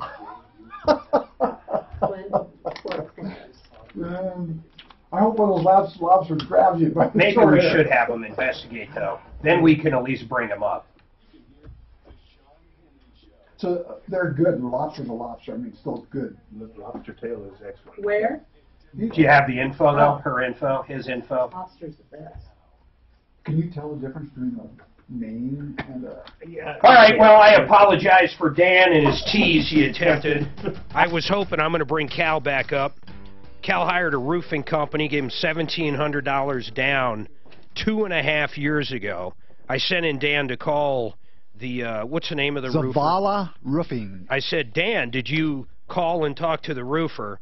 And we were going to go to break. So I said, I just want a yes or no answer. And Dan said yes, but ultimately you just talked to who? So the number's been changed. Old Johnny has that number now, and he Does has Johnny have anything to do with the roofing nothing company? to do with Zavala. All right, so they might have went out of business, or so we have no good phone number for the Zavala. no. Maybe that's why, Cal, you haven't talked to him for 2 years, because they're gone, huh? Yeah, I might have a second number. I would have to give it to you tomorrow, but possible. Well, give us state number. I don't mind trying to help you and going after the $1,700, but I got to have something. You know what I'm saying? The problem with Zavala Roofing, if you Google Zavala Roofing, they're all over the country, man. The one we found was in Aurora. So. Well, does that address help to recover anything? I haven't looked the address up, but speaking of addresses, by the way, we're not positive yet. Steve the painter on our referral list at referrallist.com is driving out to look at that moving company's address, but Suzanne, you Googled Mark, it. Cheryl's on line 6. You want to pick her up real quick, Steve's wife? She just Googled the address. Well, I know. Okay, hold on a second. Let's do this. So, Cal, try to get us that number, and I want to have you up tomorrow with this other problem you have. This one we might be able to help you, because it looks like someone's dumping a bunch of trash. Is this by your house or near your house? Where is it? It's behind my house, just in the alley of a. It's a lot of trash, and it looks like you know who it is, right? Well, it says there's a name, but I would like to have. I was wondering if you could connect the dots to get to more specific who it might be. Well, I don't know, but is the trash gone now, or is it still there? I removed it myself. It took me like 4 trips. Wow, that sucks, man. Well, if they don't do it again, you solved your own problem. But give Suzanne that other number so we can try to track down Zavala Roofing. If any listeners are out there that know Zavala Roofing from Aurora, we'd love to know. That's what you found, too, although it's some other phone number now. Right. Cheryl with Steve or Star Quality Painting. I know you Googled that address. It's an apartment complex for those movers, right? Yeah. Well, if you guys are around there, I just want to verify it. Was there a unit number, Suzanne, or it just basically that was all the information? There is a unit number I can give her. All right, maybe we go see if they're still there. I mean, you guys willing to do that for us? Sure, we'll do a drive-by and give you a call back. All right, sounds good. Thank you. 303-713-8255. Ruby, I can't imagine what your problem could be with the Pittsburgh Steelers, but please shed light on it. Well, my son who's 15 who has bone cancer, and he's a huge Pittsburgh Steelers fan. So I first contacted them via phone back in mid-October and asked if I could get a signed jersey for him. And they said, well, send it in and we'll see what we can do. So I followed up with an email, and then on November 8th, I sent the jersey, and I have heard nothing since, and it's been almost 2 months. How did you communicate with them to begin with? Was it emails to a certain person? No, the first was a phone call. Okay. And then I followed up with an email. And then when I sent the jersey, I sent it to Dominic Ranelli. Dominic Ranelli is the communications director or community director. Okay, Ruby, I think we're going to be able to help you with this. Long as you're not leaving anything out, and I don't think you are. For example, you know, really you just sell sports memorabilia or something like that. Oh, hell no. Yeah, I got you. In fact, my grandson is having the bone in his arm replaced today. Oh, man. Well, you know, prayers with everybody, and I hope everything works out there for him. But I'm going to put Daphne on this one. I think she can handle that, but here's what I have to get. We've got to get the information of who you sent that jersey to, what the address was, and the number of anybody else you dealt with over there. I just need to see the chain of events sent to Daphne. Suzanne will tell you where to send that stuff, but get it to us quick, and hopefully we can get this kid his jersey signed, all right? Who was supposed to sign it? Well, I asked if the whole team could do it. It cost me $180. Yeah, I don't know. Honestly, I don't know their policy, but if they said, hey, send it in, we'll see what we could do. I would think maybe if we go through media relations, we might be able to get this solved. Honest to God. You know what else I'm going to want is a picture of you. I'm going to let Daphne decide, but Daphne, you see where I'm going with this, right? Let's get a picture of the kid. Banner? Yeah, of your... Do you want him before or after chemo? Well... just pictures, before and after. Hold tight, though. You can go over this with Daphne. Hold on. So, Suzanne, let's get her information. John, you want to know if a deposit on a vehicle is a binding contract. Give us more info. Okay, I went to an private individual. Yeah. Looked at the truck, and we agreed on a price of $18,500. And so I gave him $1,000 down. Okay. He filled out a piece of paper saying that he received that from me on a sale of a pickup for $18,500, and then signs it. And that's it. That's all it says, right? Well, I mean, does it say it's non-refundable? I mean, what does it say? No, it just says that I received a down payment, and it more or less agreed. You know, to sell the ticket. John Fuller, Fuller Law. I'll tell you my gut feeling. My instinct is the guy probably doesn't have to give him his deposit back. Generally speaking, a deposit is just a placeholder, and if you ultimately don't exercise your right to buy it, he's probably entitled to keep that. That's probably it, man. I mean, you can send us if you want. Hold on, John, I'm up against this. You can send us the agreement, regardless of how small it is. We can look at it. We'll have you back up tomorrow. We're going to leave off where we're going to pick up where we leave off tomorrow morning. 303-713. Is a 2008 crash? What happened? I thought you were ricocheting. Cut down. It was like it got a bad spiral. I was robbed. That's why you were robbed. Hey, Yeah, even Facebook's about looking to have it all that same number. Be careful. So, I'm sure a lot of business. Or they opened a new one, Zavala Roof. they did. too. 830 Grove Street. They just opened it Oh, in well, they had a grand 2018. opening. But it's just a hat. I They had a think grand opening. it's number B.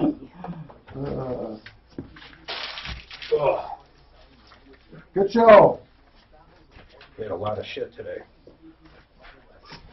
I want definitely we follow-ups, done? guys, tomorrow. We are done. Get off. Definitely follow-ups on the roofing company, if we can find the real Zapola, I or can whatever find it is. more when I go Zavala. there, but yeah, They have a number? it was on Secretary of State. Zavala just